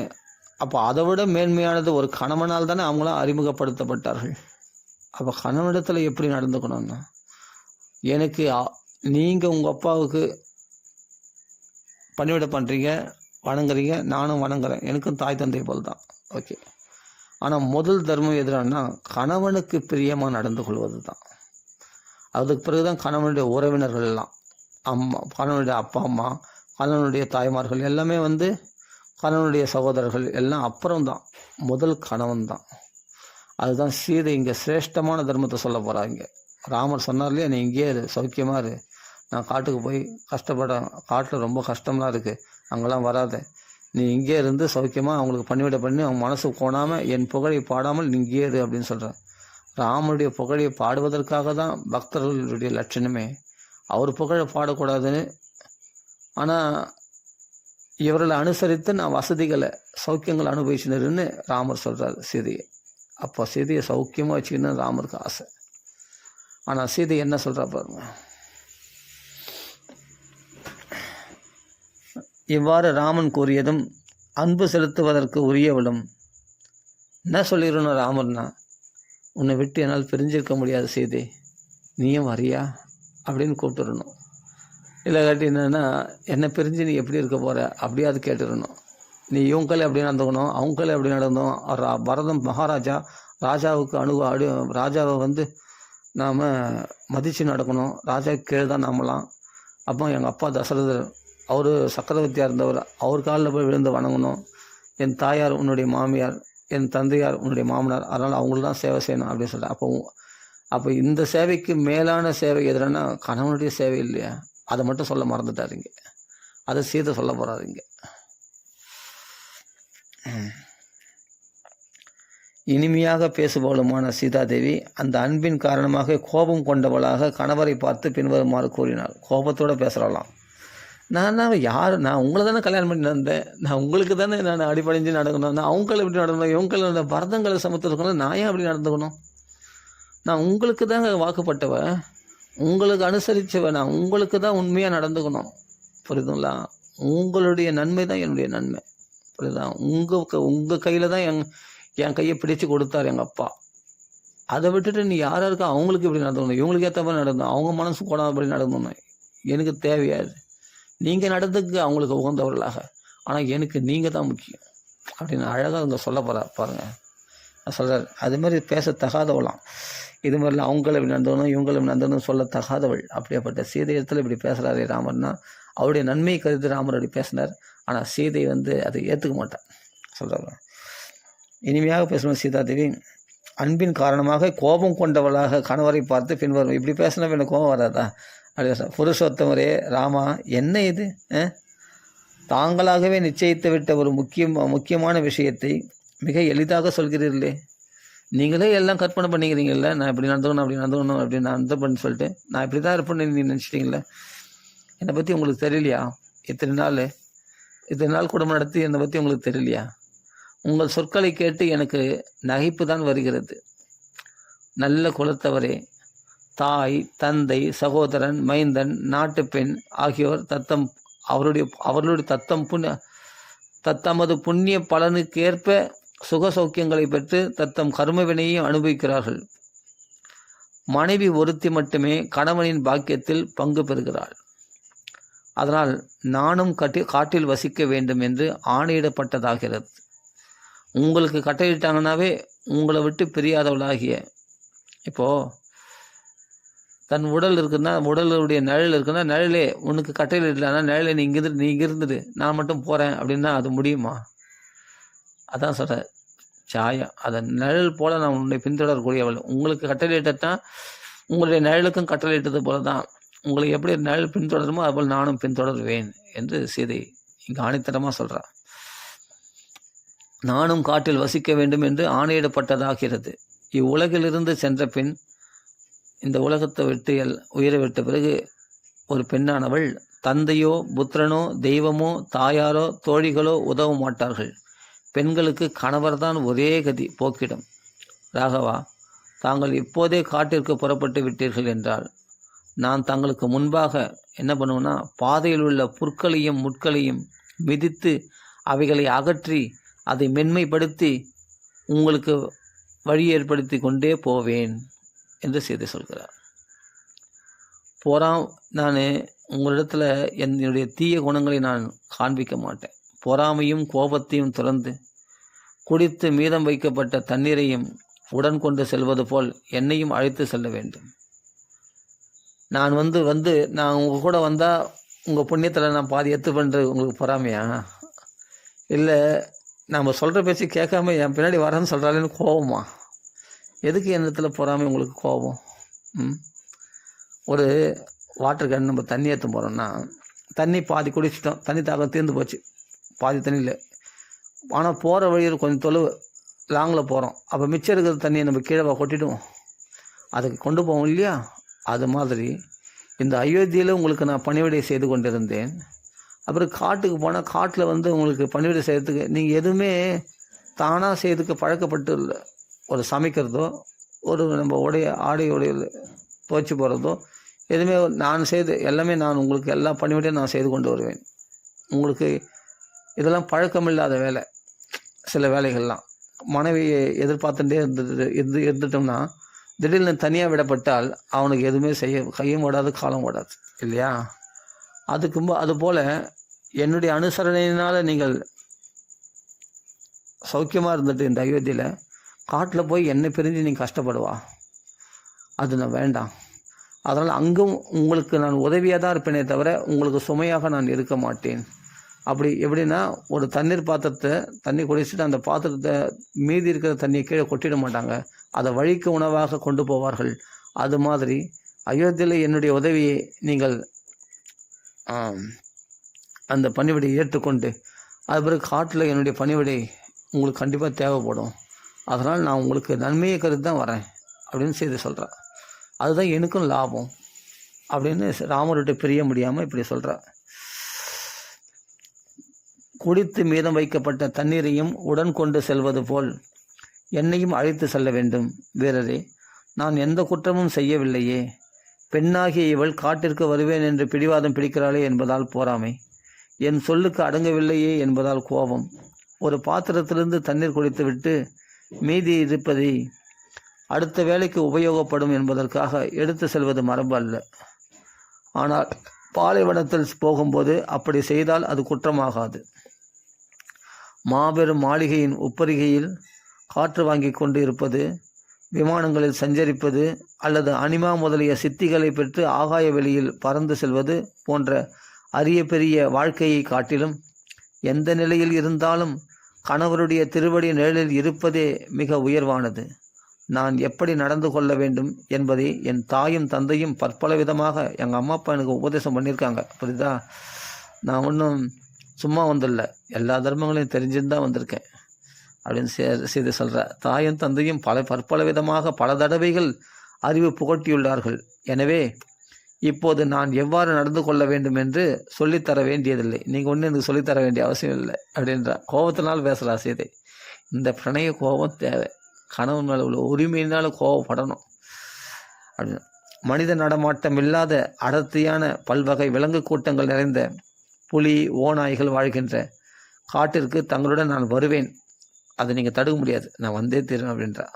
என்னுடைய தந்தையின் அரண்மனையில் சுகமாக இருந்ததைப் போலவே எனக்கு என்ன இங்கே ராஜ்ய சௌக்கியத்தை அனுபவிச்சு சொன்னேன். எங்கள் அப்பா வீட்டில் எப்படி சௌக்கியமாக இருந்தனோ, எல்லாருமே புகுந்த வீட்டை விட பிறந்த வீட்டில் தான் சுதந்திரமாக ஜாலியாக இருந்திருப்பாங்க. அது மாதிரி உங்களோட இருக்கும்போது நான் இருப்பேன் காட்டில் அப்படின்னு சொல்கிறா சீதை. என்னுடைய தந்தையின் அரண்மனையில் சுகமாக இருந்ததைப் போலவே காட்டில் இருக்கும்போது 3 உலக போகங்களை பற்றி சிந்திக்காமல் சொர்க்கலோக சௌக்கியத்தையோ இல்லை சார்போகம் சக்கரவர்த்தி சௌக்கியத்தையோ எதுவுமே நான் பாதாள லோக சௌக்கியத்தையோ எதுவுமே திரும்பி கூட பார்க்க மாட்டேன். கணவருடைய பணிவிடை செய்வதையே கருத்தில் கொண்டு வசிப்பேன். மாவீரரே, நியமங்களை கை கொண்டு புலன்களை வசத்தில் வைத்து ஒழிவில்லாமல் தங்களுக்கு சேவை செய்து கொண்டு பல்வகை மலர்கள் கனிகளின் மனங்கவரும் மனத்தை பரப்பும் காட்டு பிரதேசங்களில் தங்களுடன் ஆனந்தமாக இருப்பேன். இதுதான் உண்மையான அன்பு. இந்த கஷ்ட காலத்தில் அந்த கஷ்டத்தையே சுகமாக நினைக்கிறா பத்தியா சீதை. இந்த ராமனிடத்தில் எவ்வளோ பிரேமை இருந்தால் இப்படி சொல்லுவான், அந்த வார்த்தை வரும் வாக்கில். அது என்ன எப்படி சொல்கிறேன்னா, நான் அரண்மனையில் வசிக்கிற மாதிரி வசிப்பேன் காட்டில். அதெல்லாம் எனக்கு சுகமாக இருக்கும். அந்த நீ சொல்கிறீங்களே பின்னாடி சொல்ல போகிறான். இதை நான் சொல்கிறத விட அப்படியே வால்மீகி சொல்கிறது ரொம்ப அருமையாக இருக்கும். அப்படியே படிச்சுனே வந்துடலாம். ரொம்ப அருமையாக சொல்ல போகிற பாருங்க. தன்மானம் காப்பவரே, காட்டில் தங்களிடம் சரணாகதி அடைந்த மற்ற மக்களை காப்பாற்றவும் தங்களால் முடியும் என்னும்போது என்னை காப்பாற்றுவது ஒரு பெரிய காரியமா? ஒரு பெண்ணை இவ்வளோ அடிமொழி எப்படா காப்பாற்ற முடியும்னு நினைக்கிறீங்களே? காட்டில் யாருன்னா சரணாகதி அடைஞ்சால் நீங்கள் எல்லாரையும் காப்பாற்றக்கூடியவர்களாச்சே. விஸ்வாமித்திரர் கூப்பிட்டார், நம்ம மாரிசுபாகலாம் அப்படியேப்பட்ட அவ்வளோ ராஷ்டிரங்களில் ஆயிரக்கணக்கான ராஷ்டிரங்களை வதித்தீர்களே. மாரிசுபாகு கூட வந்து ஆயிரக்கணக்கான ராஷ்டிரங்களை வதித்தீர்களே. அப்படியேப்பட்ட நான் சரணாகதி அடைகிறேன் உங்களை. அப்படி இருக்கும்போது என்னை காப்பாற்றுவது பெரிய விஷயமா அப்படின்னு கேட்குறேன். என்னை காப்பாற்றுவது பெரிய காரியமா என்ன? பெரும் பேறு பெற்றவரே, சந்தேகமில்லாமல் இப்போது நான் தங்களுடன் காட்டிற்கு வருவேன். இந்த முடிவிலிருந்து என்னை தடுத்து நிறுத்துவதற்கு எதனாலும் முடியாது. தினந்தோறும் பழங்களையும் கிழங்குகளையும் புசித்து கொண்டிருப்பேன். இங்கே அறுசுவை உணவு இங்கே அரண்மனையில் சாப்பிட்டேன்னு கவலைப்படாதீங்க. நீங்கள் ஏதாவது பரிசு வந்து கொடுங்க, பழத்தை ஆனந்தமாக சாப்பிடும். அது அமிர்தம் மாதிரி எனக்கு இனிக்கும் நீங்கள் கொடுத்தீங்கன்னா. அப்படி ஒரு பிரேமை அவங்களுக்குள்ள. அந்த பழங்களையும் கிழங்குகளையும், பூமியில் கிடைக்கிற கிழங்கு இருக்கு இல்லையா, அதை அப்படியே தொடச்சிட்டு கழுவிட்டு அதை அப்படியே சாப்பிடுவேன். அந்த பச்சையாக அதுவே எனக்கு போதும். வயிறு நிரம்பிடும். அப்படி பழங்களையும் கிழங்களையும் புசித்து கொண்டிருப்பேன். அறுசுவை உணவு புசித்தவளால் இப்படி இருக்க முடியுமா என்று சந்தேகப்பட வேண்டாம். தங்களுடன் கூடவே இருக்கின்ற நான் எவ்வித துன்பத்தையும் தரமாட்டேன். உங்களுக்கு நான் எனக்கு அது வாங்கி கொடுங்க, இது வாங்கி, அப்படிலாம் தொல்லை பண்ணவே மாட்டேன் அப்படின்னு சொல்கிறார். அதனால தான் எதுவுமே கேட்காதவள் கடைசியில் ஒரு மானை கேட்டா. அதான் இது வரைக்கும் ஒரு வார்த்தை கூட தன் சௌக்கியத்துக்காக எதுவும் கேட்காதவள். அந்த அதனால தான் கேட்டவொடனே அவளுக்கு அதை நிறைவேற்றி கொடுக்கணுன்ற ராமர் மானை பின்தொடர்ந்தார். கேட்கவே மாட்டாலாம், எதையுமே கணவனை தொல்லைப்படுத்த மாட்டான். ஆனால் அவர் என்னன்னா ராமர் பார்த்து செய்வார் சீதைக்கு. அப்படி கொண்டு கொடுப்பார். தங்களுக்கு முன்னால் செல்வேன். தாங்கள் போஜனம் செய்த பின் மிகுந்திருக்கும் உணவை உண்பேன். நீங்கள் சாப்பிட்டு திருப்தி அடைஞ்சால் மிச்சம் இருந்தால் நான் சாப்பிடுவேன், இல்லைன்னா சாப்பிட மாட்டேன். பேரறிவாளரான பிரபு தங்களுடன் நதிகள், மலைகள், குட்டைகள், மரச்சோலைகள் ஆகிய எல்லா இடத்தையும் அச்சம் என்பதை அறியாமல் ஆனந்தமாக சுற்றி பார்க்க விரும்புகிறேன். பாருங்கள் எவ்வளோ அழகாக சொல்கிற பாருங்கள். இந்த மலைகள், குட்டைகள், மரச்சோலைகள், அதுக்கப்புறம் சொல்கிறார் ரிஷிகளுடைய ஆசிரமங்கள் இதெல்லாம் பார்க்கணும் ரொம்ப ஆசையாக இருக்குது எனக்கு. அப்படியே திருப்பிட்டா பாருங்கள். ராமர் போகிறதுனா அந்த இடத்துல உள்ள அட்வான்டேஜை பார்க்குறா பாருங்கள். இங்கே உட்காந்து இங்கே சுக சௌக்கியங்கள் வேலைக்கு சாப்பிட்டுட்டு தூங்கின்னு சுகபோகமாக நல்லா சாமரம் வீசின்னு ராஜபோகங்கள் அனுபவி. இதில் என்ன சௌக்கியம்? அங்கே காட்டில் ரிஷிகள் மண்டலம்லாம் பார்க்கலாம், அழகாக மரங்கள், இயற்கை காட்சிகள்லாம் பார்த்து செழிப்பாக அதெல்லாம் பார்த்து நான் அனுபவிக்கணும். எனக்கும் ஆசை இருக்காதா? கண்டிப்பாக நான் அதெல்லாம் ஆனந்தமாக அனுபவிப்பேன் உங்களோட சேர்ந்து. ஆனால் தனியாக அனுபவிக்க மாட்டேன், உங்களோட சேர்ந்து கணவனோடு சேர்ந்து அனுபவிக்கிறது தான் சௌக்கியமே. அப்படி உல்லாசமாக நான் யாத்திரையாக வருவேன் என்று சொல்கிறார். அது வனவாச துக்கமாக அனுபவிக்க மாட்டேன், அது ஒரு யாத்திரையாக அனுபவிப்புன்றார் சொல்கிறார். நதிகள், மலைகள், குட்டைகள், மரச்சோலைகள் ஆகிய எல்லா இடத்தையும் அச்சம் என்பதை அறியாமல் ஆனந்தமாக சுற்றி பார்க்க விரும்புகிறேன். வீரரான தங்களுடன் கூட ராமரோடு சேர்ந்த அன்னப்பறவைகள், நீர்க்கோழிகள் நிறைந்து அழகாக மலர்ந்து விளங்கும் தாமரை தடாகங்களை பார்க்க விரும்புகிறேன். அடேங்கப்பா, தர்மானுஷ்டானங்களை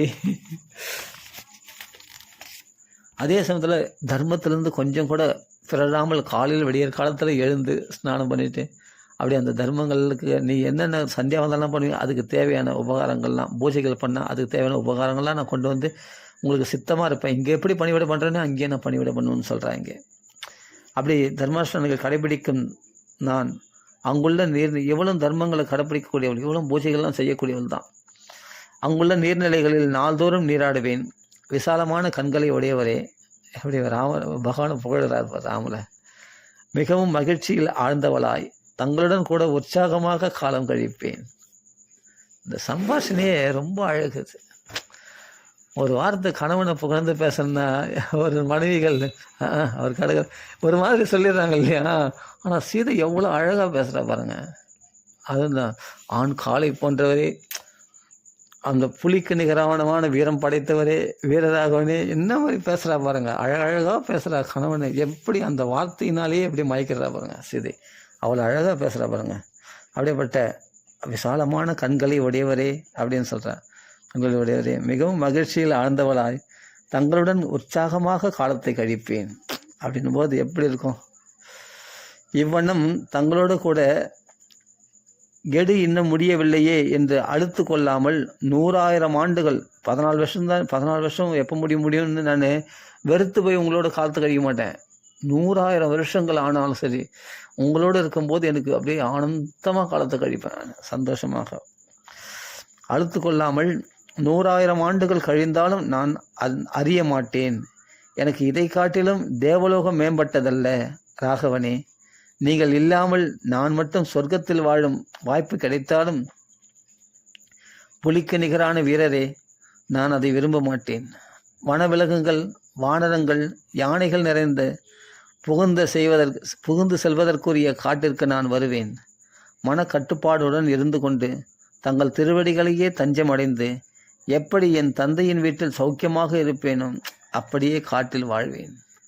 தங்களைத் தவிர வேறு எதையும் மனத்தால் நினைக்காதவளும், தங்களுக்கு அனுகூலமாகவே எப்பொழுதும் சிந்திப்பவளும், தங்களிடமிருந்து பிரிவு ஏற்பட்டால் உடனே உயிரை விடுவது என்று நிச்சயித்திருப்பவளுமான என்னை என் பிரார்த்தனையை உள்ளமுவந்து அங்கீகரித்து கூடவே அழைத்து செல்லுங்கள்.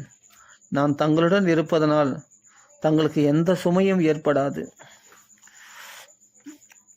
தர்மத்தில் பிரியம் கொள்பவரே, அறத்தின் அன்பரும் உத்தம புருஷருமாகிய அவர் இவ்வாறாக வேண்டிக் கொள்ளும் சீதா பிராட்டியை தன்னுடன் அழைத்து செல்ல விரும்பாதிருந்தார்.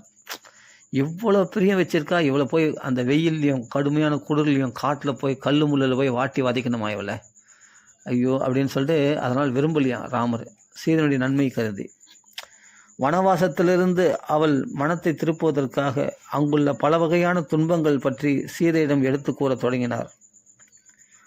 அறநெறியில் பிடிப்பு உள்ளவரும், ஆனால் தர்மத்தை விடக்கூடாது. அப்பா சொன்ன பேச்சு கேட்கணும். 14 வருஷம் காட்டில் இவ்வளோ பிரிஞ்சு தான் இருக்க வேண்டியது இருக்குது, என்ன பண்ணுறது? அதனால் அறநெறியில் பிடிப்பு உள்ளவராம், அறவொழுக்கும் அறிந்தவருமான அவர் காட்டில் ஏற்படக்கூடிய துன்பங்களை மனத்தில் கொண்டு அவளை இவ்வாறாக பேசிய சீதையை தன்னுடன் அழைத்து போகும் எண்ணத்தை கொள்ளவில்லை.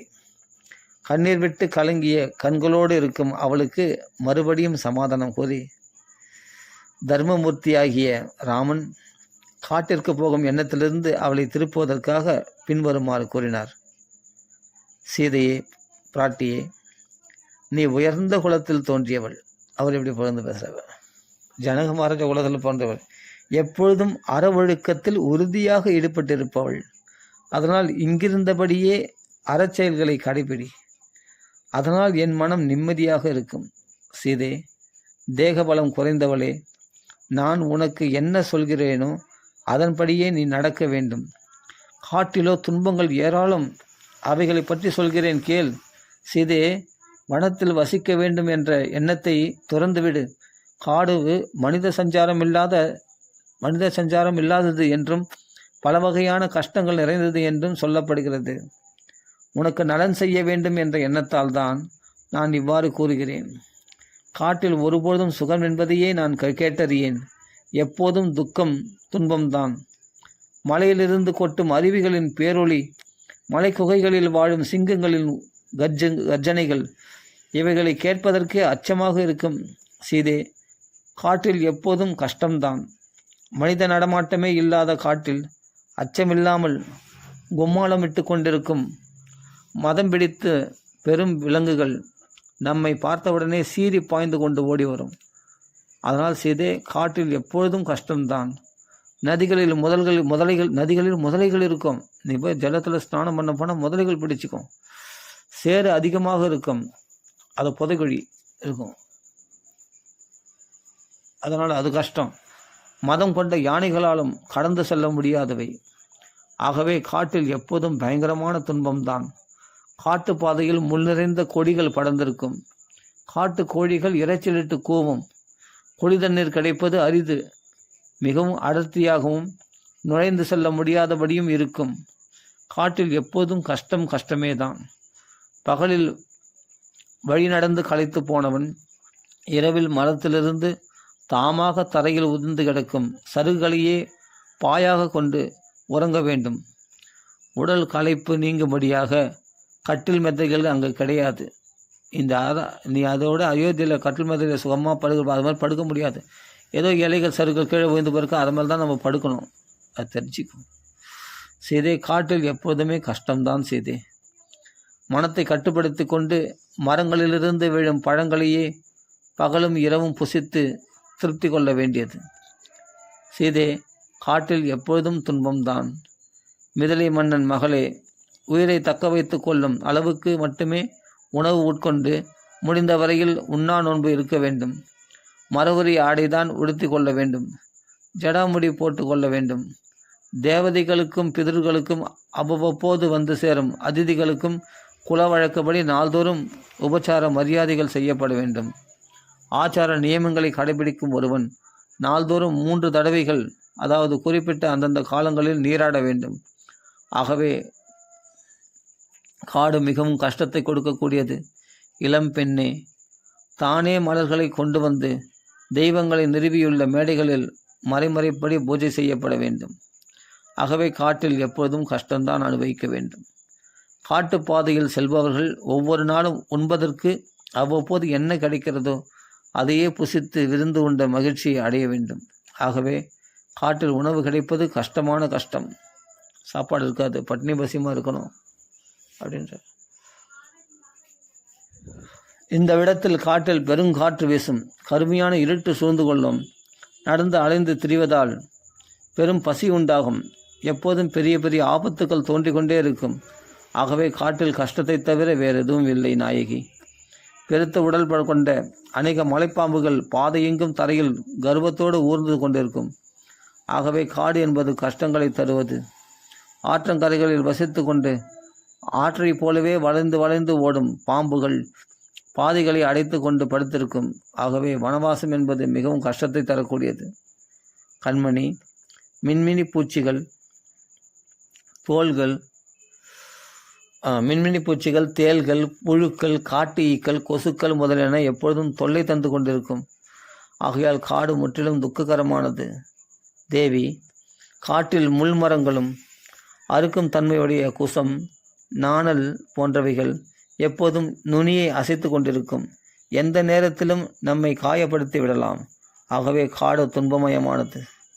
காட்டில் வாழ்க்கை நடத்துகிறவனுக்கு சரீர சிரமங்கள் பல ஆபத்துகளும் பல வகையாக ஏற்படும். எனவே காடு என்றாலே துன்பம்தான்.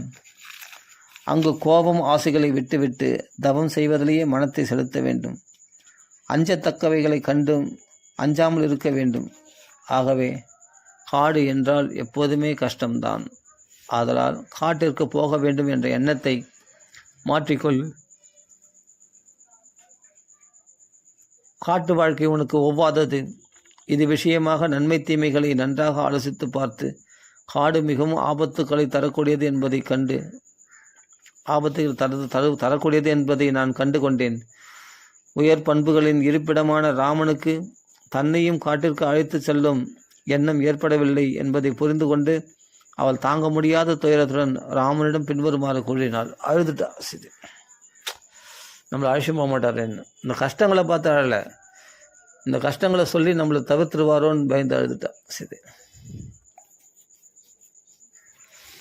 அப்போ ராமனுடைய உரையை கேட்ட சீதை மிகவும் மனவேதனை அடைந்து கண்ணீர் பெருக மெலிந்த குரலில் இவ்வாறு கூறினாள்.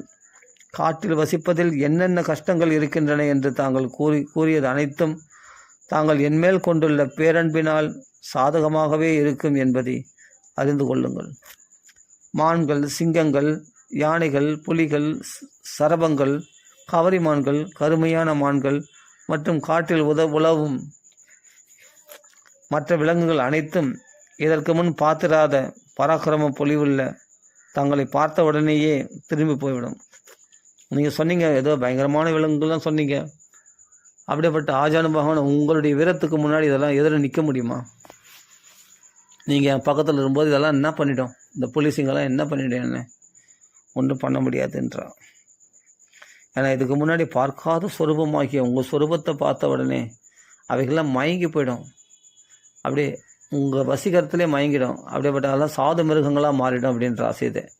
அப்படின் போது என்ன ஏன் இம்சை பண்ண போகுது அப்படின்றார் சீதை. இதற்கு முன் பார்த்திராத பராக்கிரமம் பொலிவுள்ள தங்களை பார்த்த உடனே திரும்பி போய்விடும். அச்சம் கொள்ள வேண்டிய இடத்தில் அப்படிப்பட்ட உங்கள் வீரத்திலும் பராக்கிரமத்தை பார்த்த உடனே பயந்து நடுங்கி போயிடும். அச்சம் கொண்ட வேண்டிய இடத்தில் எல்லோரும் அச்சப்படுவார்கள் தானே.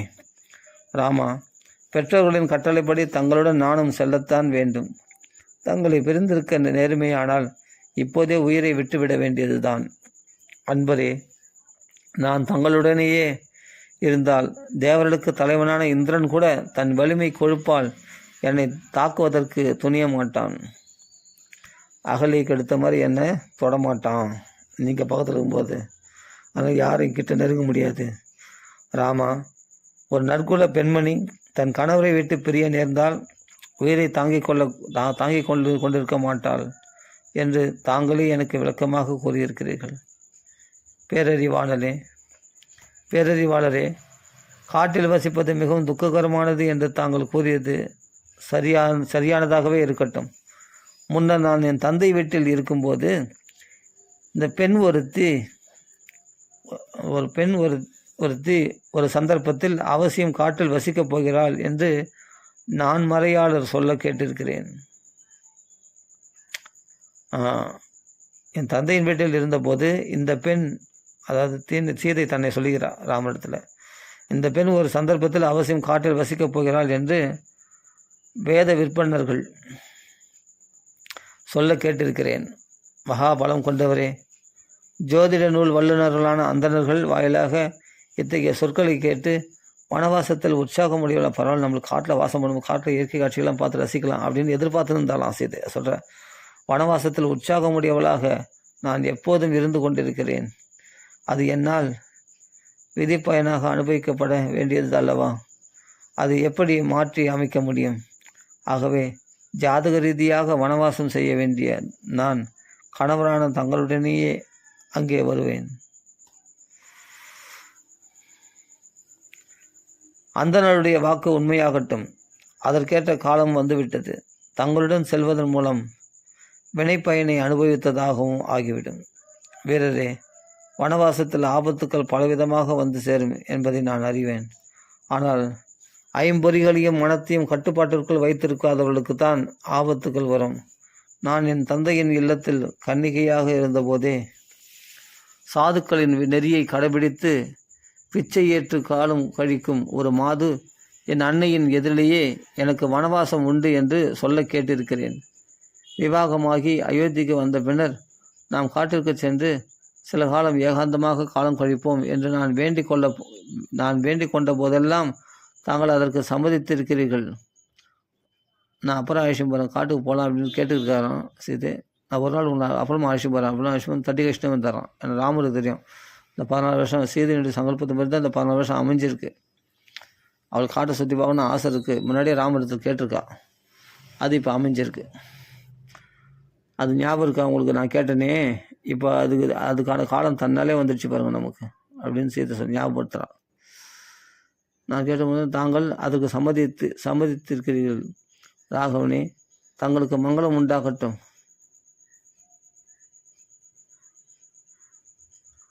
காட்டிற்கு போவதற்கு முன்பே தங்களிடம் அனுமதி பெற்றுவிட்டேன். காட்டில் வாழப்போகும் சூரராகிய தங்களுக்கு பாத சேவை செய்வதுதான் எனக்கு பிடித்த விஷயம். தூய சிந்தனை உடையவரே, பேரன்பின் காரணமாக கணவராகிய தங்களை பின்பற்றி செல்வதன் மூலம் நான் குற்றமற்றவளாக ஆவேன். கணவராகிய தாங்கள் தான் என் தெய்வம். கடுமையான நோன்புகளை கடைபிடிக்கும் அந்தணர்கள் தங்களையே பின்பற்றுவதால் பரலோகத்திலும் எனக்கு நன்மை ஏற்படும். தங்களுடன் கூடவே இருப்பேன் என்று புண்ணியமான வேதங்களில் சொல்லப்பட்டிருப்பதாக கூற கேட்டிருக்கிறேன். இவ்வுலகில் ஒரு பெண் பெற்றோர்களால் தன் குல ஆச்சாரப்படி எவருக்கு தாரை வார்த்து கொடுக்கப்பட்டாலோ அவள் உயிர் நீங்கிய பின்னரும் அவனுடையவளே. இத்தகைய காரணங்களால் நான் தங்களுடைய மனைவி, நல்லொழுக்கம் உடையவள், கற்பை காப்பாற்றுபவள். அப்படி இருக்கும்போது எந்த காரணத்தால் என்னை அழைத்து போவதற்கு தாங்கள் திருவுள்ளம் கொள்ளாதிருக்கிறீர்கள்? காகுத்தரே, அது காகுஸ்த வம்சத்தில் பிறந்தவர் ராமர். அதனால் காகுத்தரே, நான் தங்கள் அடியாள், கற்புடையவள், இறங்கத்தக்க நிலையில் இருப்பவள், சுகதுக்கங்களை சமமாக பகிர்ந்து கொள்பவள், இன்பம் துன்பம் இரண்டையும் ஒரே மாதிரியாக பார்ப்பவள். அப்படிப்பட்ட என்னை தாங்கள் அழைத்து போக வேண்டும். மிகவும் வேதனைப்பட்டு கொண்டிருக்கும் என்னை காட்டிற்கு அழைத்து போக விரும்பாத பட்சத்தில் உயிரை போக்கிக் கொள்வதற்காக விஷம், நெருப்பு அல்லது தண்ணீர் இவைகளில் ஏதேனும் ஒன்றுக்கு ஆளாகிவிடுவேன்.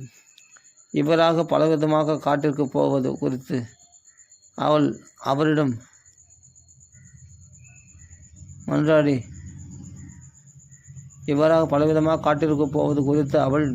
அவரிடம் மன்றாடி கேட்டுக்கொண்டாள்.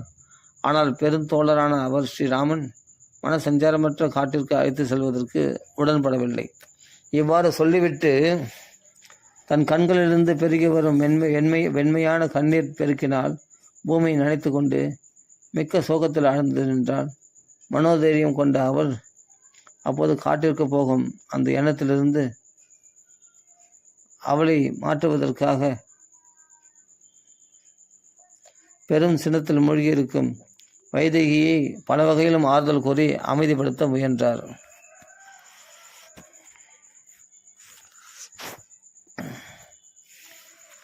ராமனால் பலவித ஆறுதல் வார்த்தைகள் கூறப்பட்ட பின்னரும் வனவாசம் செய்வதிலேயே கண்ணும் கருத்துமாக இருந்த ஜனகரின் புத்திரியான மைதிலி கணவரை பார்த்து மறுபடியும் இவ்வாறு கூறினாள்.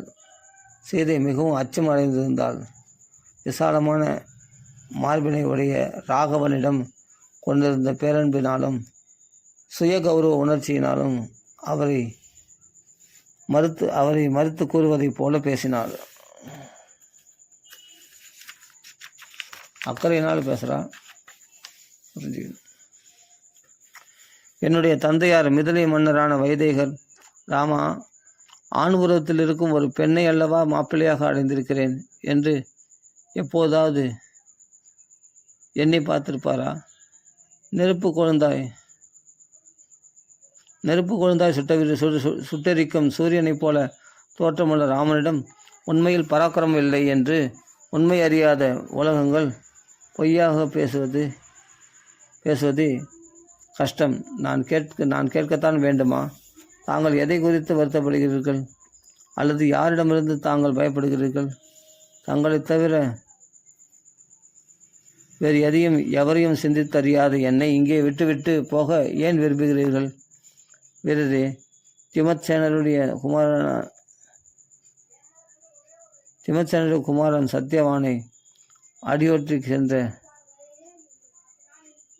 சாவித்திரியைப் போல தங்களுக்கு அடிமைப்பட்டு கிடப்பவள் நான் என்பதை அறிந்து கொள்ளுங்கள். மாசமரவற்ற ராகவனே, குலத்தை கலங்கப்படுத்தும் பாமர பெண்ணை போன்றவள் அல்லல் நான். தங்களைத் தவிர வேறு எவரையும் மனத்தால் கூட நினைத்து பார்த்ததில்லை. தங்களைத் தவிர வேறு யாரை மட்டும் பார்க்கக்கூடிய சூழ்நிலையில் என்னை தனியே விட்டு போனால்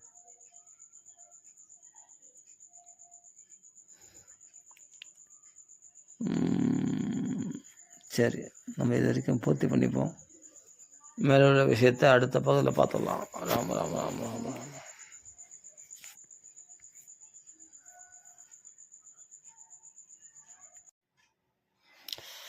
வீரரே, திமத்சேனரடி குமாரன் சத்தியவானை அடியொற்றி சென்ற சாவித்திரியைப் போல தங்களுக்கு அடிமைப்பட்டு கிடப்பவள் நான் என்பதை அறிந்து கொள்ளுங்கள். மாசு மறுபட்ட ராகவனே, குலத்தை கலங்கப்படுத்தும் பாமர பெண்ணை போன்றவள் அல்லல் நான். தங்களைத் தவிர வேறு எவரையும் மனத்தால் கூட நினைத்து பார்த்ததில்லை. தமிழ்களை தவிர வேறு யாரையோ மட்டும் பார்க்கக்கூடிய சூழ்நிலையில் என்னை தனியே விட்டு போனால் தாங்க முடியுமா என்னால். எனவே தங்களுடன் நானும் வருவேன். கன்னி பருவத்திலேயே மனம் செய்து கொண்டு நீண்ட காலம் தங்களுடனேயே வாழ்ந்து கொண்டிருக்கும் பதிவரதையான என்னை மனைவி பிறரிடம் அடகு வைத்து ஜீவிக்கும் நடிகனைப் போல் ராமா, என்னை பிறரிடம் ஒப்படைத்து செல்ல விரும்புகிறீர்களா? குற்றமற்றவரே, யாருக்கு அனுகூலமாக நடந்து கொள்ள வேண்டும் என்று தாங்கள் எனக்கு உபதேசம் செய்கிறீர்களோ, எவர் பொருட்டு தாங்கள் பட்டாபிஷேகம் நிறுத்தப்பட்டதோ அந்த அவருக்கு வசப்பட்டவராகவும் கட்டளைப்படி நடப்பவராகவும் தாங்கள் வேண்டுமானால் இருங்கள். அது என்னால் முடியாது. தாங்கள் என்னையும் உடனழைத்து செல்லாமல் காட்டிற்கு போகக்கூடாது. தவம் செய்வதாக இருந்தாலும், காட்டில் வசிப்பதாக இருந்தாலும், சொர்க்கம் செல்வதாக இருந்தாலும் சரி, நான் தங்களுடன் சேர்ந்தே அனுபவிப்பேன். காட்டு பாதையில் நடந்து எனக்கு களைப்பா ஏற்பட்டு விடுமே என்று எண்ணாதீர்கள். தங்களுக்கு பின்னால் போகும் நான் மலர்த்தோட்டத்தில் சுற்றி வரும் போதும் கட்டிலில் படுத்துறங்கும் போதும் ஏற்படும் உல்லாசத்தையே அனுபவிப்பேன். காட்டிற்குள் செல்லும் தடங்களில் புற்களும் புதர்களும் கோரை நாணல்களும் முள்மரங்களும் என் உடலில் படும். ஆனால் தங்களுடன் செல்லும் எனக்கு அவை பஞ்சினால் தடவி கொடுப்பது போலும் மான் தோலை தொடுவது போலும் இன்பம் பயப்பதாகவே இருக்கும். என் ஆறுயிர் நாதரே, அவ்வப்போது பெருங்காற்று கிளம்பி புழுதிகளை வாரி என்மேல் கொட்டும். அந்த புழுதி படலத்தை உயர்ந்த சந்தன பூச்சாகவே எண்ணிக்கொள்வேன். காட்டு வழியில் செல்ல தீர்மானித்துவிட்ட ஸ்ரீராமா, காட்டின் உட்பகுதியில் இளம்புற்தரைகளில் படுத்து உறங்குவேன். அதை காட்டிலும் மேலான சுகம் விதவிதமான விரிப்புகளுடைய அழகான கட்டிலில் படுக்கும்போது கூட கிடைக்காதே. தங்கள் கையால் பறித்து கொண்டு வந்து குறைவாகவோ நிறைவாகவோ கொடுக்கும் இலை, கிழங்கு, பழம் எனக்கு அமுத பானத்திற்கு சமமாக இருக்கும். போய்கொண்டே இருக்கும்போது அந்தந்த பருவ காலங்களில் கிடைக்கும் பழங்களை புசித்தும் மலர்களை கண்டும் அனுபவித்து கொண்டே மகிழ்ச்சி அடையும் நான். தாய், தந்தை, வீடு, வாசல் ஆகிய பற்றியும் நினைத்து பார்க்க மாட்டேன். அங்கு சென்று வசிக்க தொடங்கியதும் தங்களுக்கு அனுகூலமில்லாத எந்த காரியத்தையும் நான் செய்ய மாட்டேன். என்னால் தங்களுக்கு எந்த கஷ்டமும் ஏற்படாது. தங்களால் மிகவும் கஷ்டப்பட்டு காப்பாற்ற வேண்டியவளாக ஆக மாட்டேன்.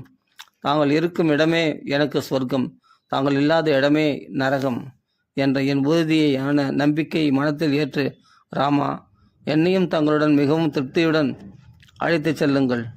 மன வாழ்க்கையின் கஷ்டங்களை அறிந்து கொண்டும் அச்சப்படாமல் இருக்கும் என்னை அழைத்து செல்லாவிட்டால் இப்போதே நஞ்சை அருந்துவேன்.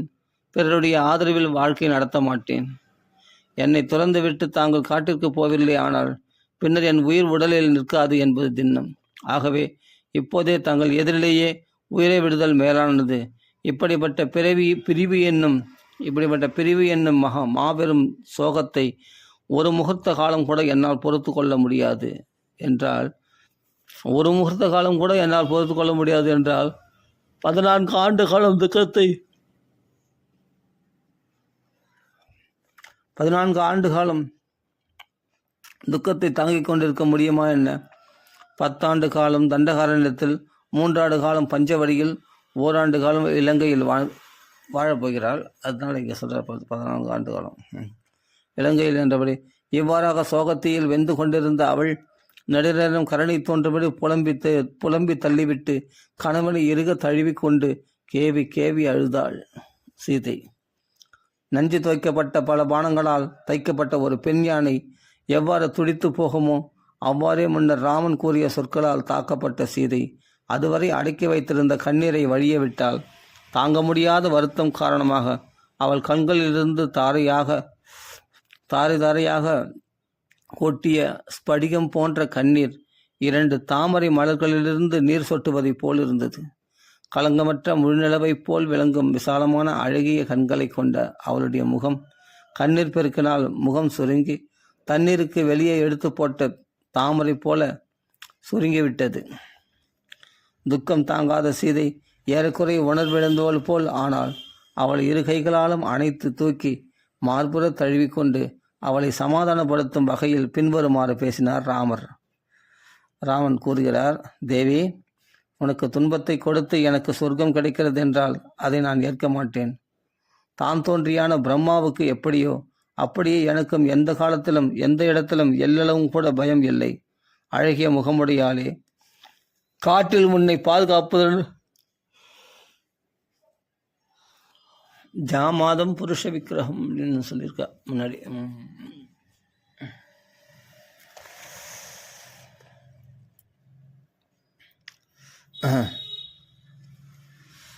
எந்த இடத்திலும் எல்லளவும் கூட பயமில்லை. அழகிய முகமுடையவளே, காட்டில் உன்னை பாதுகாப்பதுடன் வைத்துக் கொள்வதற்கு எனக்கு ஆற்றல் உண்டு என்றாலும் உன் அந்தரங்க அபிப்பிராயத்தை தெரிந்து கொள்ளாமல் உன்னை காட்டுவாசி ஆக்க நான் விரும்பவில்லை. மைதிலி, நீ என்னுடன் காட்டில் வாழ்வதற்காகவே சிருஷ்டிக்கப்பட்டுள்ளாய். எத்தனை ஆபத்துக்கள் வந்தாலும் கலங்காத நெஞ்சமுடையவன் தன்னுடைய கீர்த்தியை இழந்துவிட விரும்புவானா? மாட்டான். புகழின் உச்சியில் இருப்பவன் அது இழப்பதை காட்டிலும் உயிர் விடுவதையே மேலானதாக கருதுவான். அழகானவளே சீதே, தர்மம் என்பது பண்டைய காலத்திலிருந்து சான்றோர்கள் நடந்து காட்டும் வாழ்க்கை நெறியாகும். அந்த நல்வழியை எப்போது நானும் பின்பற்றுவேன். எப்போதும் சூரியனோடு கூடவே இருக்கும் ஸ்வச்சலா தேவி போல நீயும் என்னுடனேயே இருப்பாய். ஜனகர்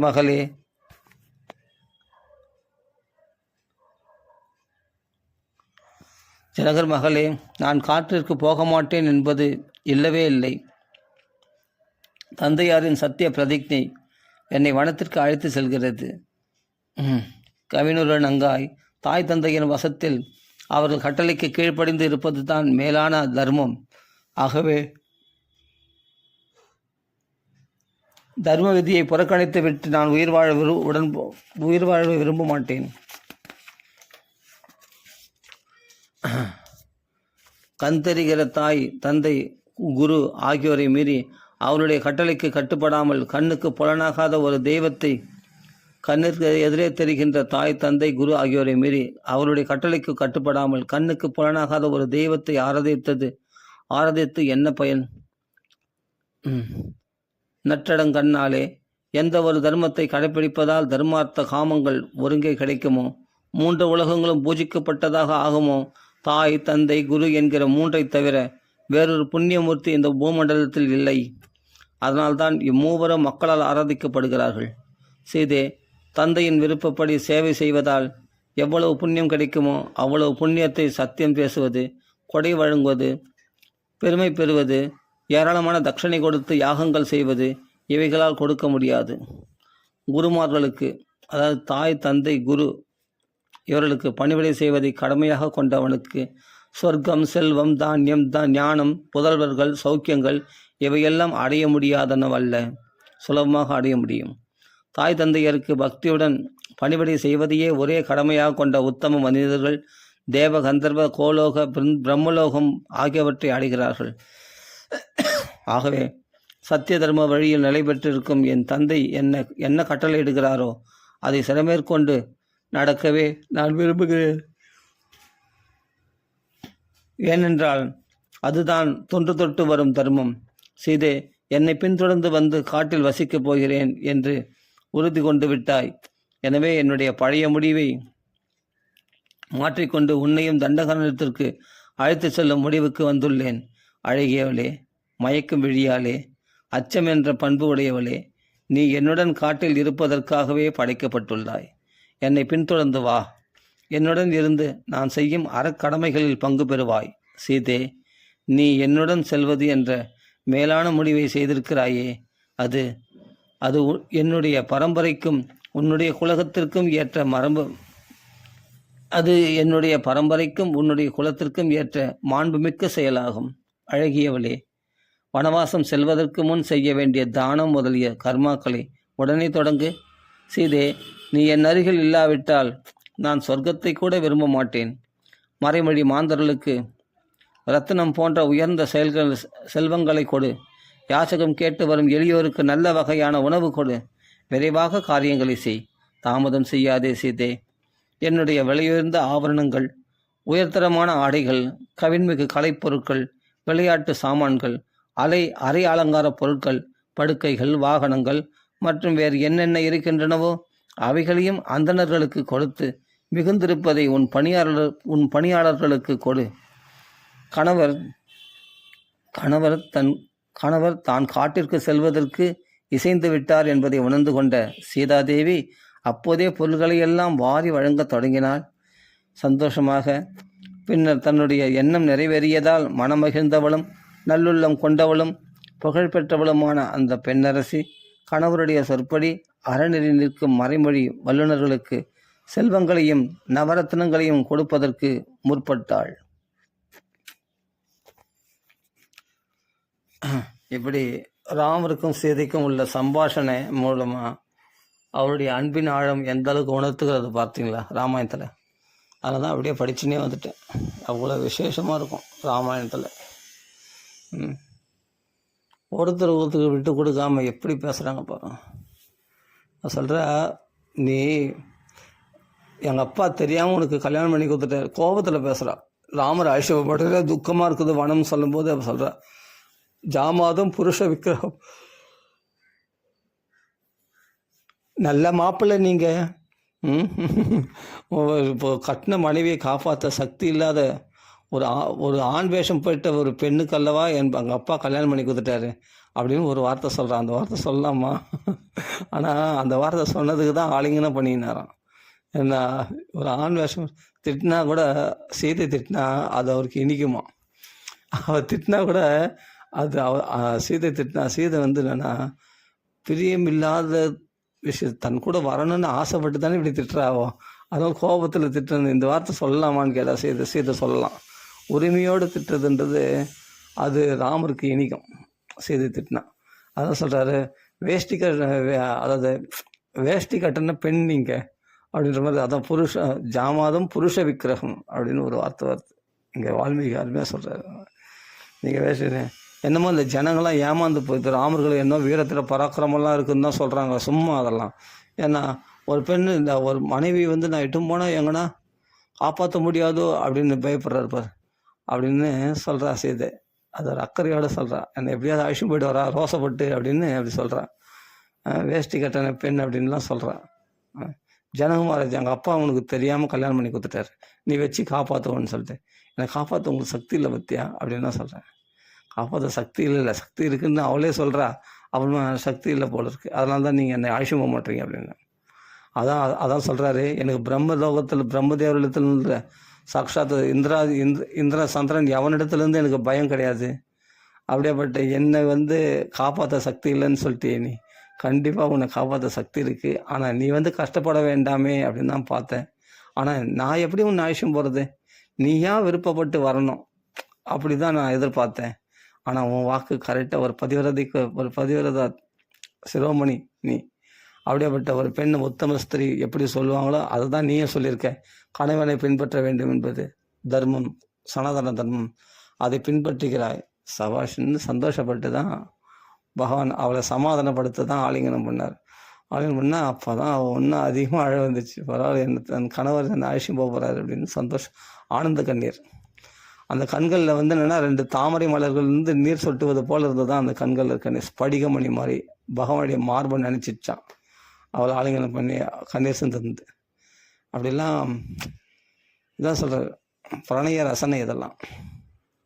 அப்படி அந்த ராமன் மேலே உள்ள பிரேமை சீதைக்கு, சீதை மேலே உள்ள பிரேமை ராமருக்கு, இந்த இடத்துல இதெல்லாம் பார்க்குறோம். இதான் சொல்கிறேன், இதெல்லாம் திருப்பி திருப்பி படிக்கணும் போல் ஆசையாக இருக்கும்.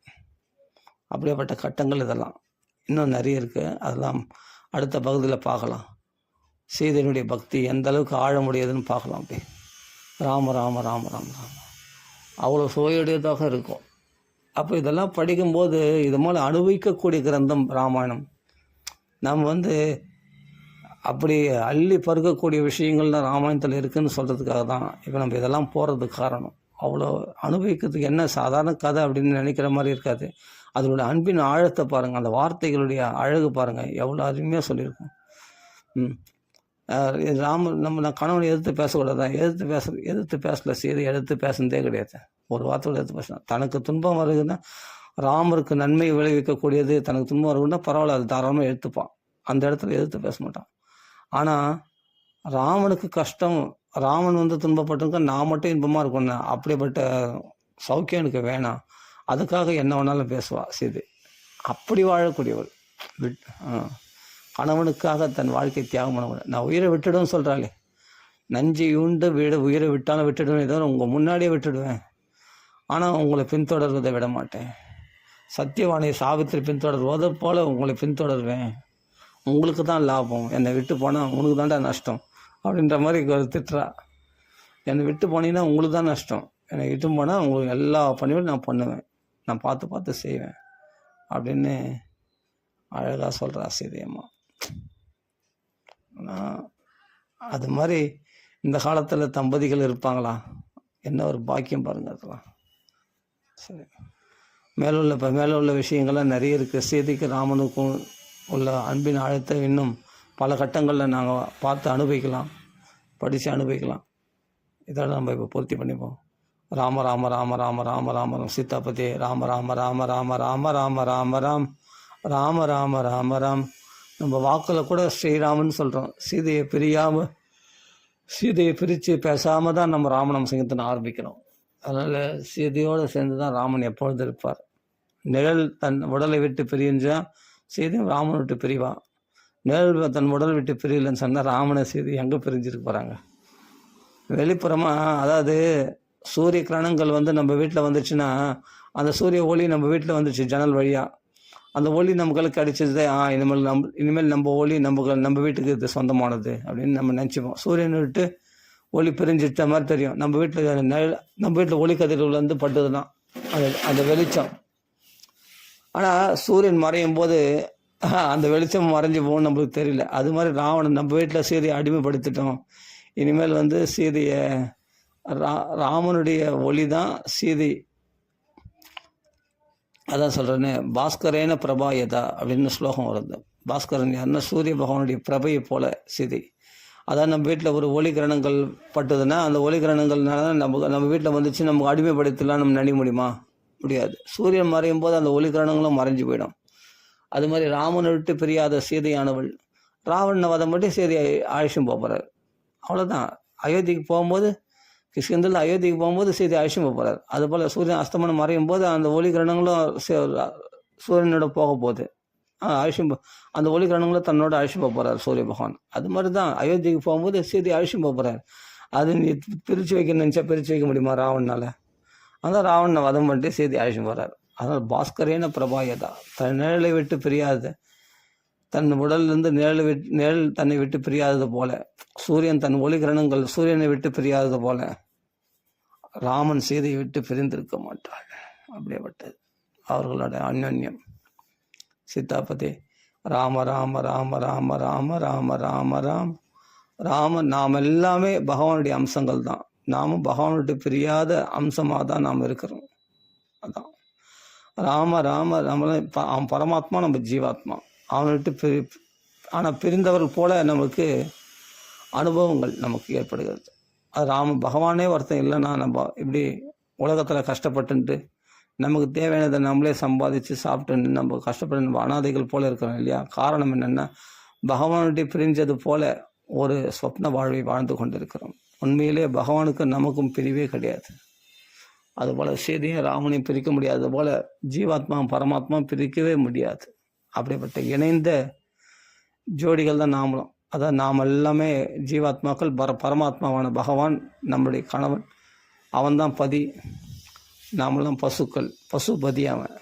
பசுன்னா நம்மளாம் ஜீவாத்மா, அவன் பதி. அப்படிப்பட்ட ஜீவாத்மாவுக்கு பரமாத்மா பதி நமக்கெல்லாம். அப்படிப்பட்ட பிரியாத தத்துவமாக தான் நம்ம இருக்கிறோம். அதை மறந்துட்டோம். அதை யார் உணர்ந்தார்களோ பகவானுடைய சௌக்கியத்தை அவர்கள் அனுபவிக்கிறார்கள். பட்டாபிஷேகம் பண்ணி இந்த சீதை ராமனுடன் சுகமாக இருக்கிறார் இல்லையா? அது மாதிரி இருக்கிறாங்க எல்லாமே அந்த ஜீவாத்மா பரமாத்மாவுடைய ஐக்கிய நிலையில். அதனால் நம்ம எல்லாமே பகவானுடைய ஜோடிகள் தான், பகவானுடைய மனைவிகள் தான் நாமெல்லாம். அவன்கிட்ட பிரியாத தத்துவங்கள் தான் நாமெல்லாம். சரி, ராம ராம ராம ராம ராம. சரி, தடை பூர்த்தி பண்ணிப்போம். அடுத்த பகுதியில் மேலே உள்ள விஷயங்கள் பார்ப்போம். சீதாபதி ராம ராம ராம ராம ராம ராம ராம ராம் ராம ராம ராம ராம் ராம ராம ராம ராம ராம ராம ராம ராம் ராம ராம ராம ராம ராம ராம ராம ராம் ராம ராம ராம ராம ராம ராம ராம ராம் ராம ராம ராம ராம ராம ராம ராம ராம் ராம ராம ராம ராம ராம ராம ராம ராம். ஸ்ரீ ராமநாம் சிங்கத்தின் की जय. श्रीमद् वाल्मीकि रामायण की जय. राम राम राम. आंजनेय स्वामी की जय. சீதாபதி ராம ராம ராம ராம ராம ராம ராம ராம. சீதை பக்தியினுடைய ஆழத்தை பார்க்குறோம். மேலும் சீதையினுடைய பக்தியினுடைய என்ன விரிவு அடுத்த பகுதியில் பார்க்கலாம். ராம ராம ராம.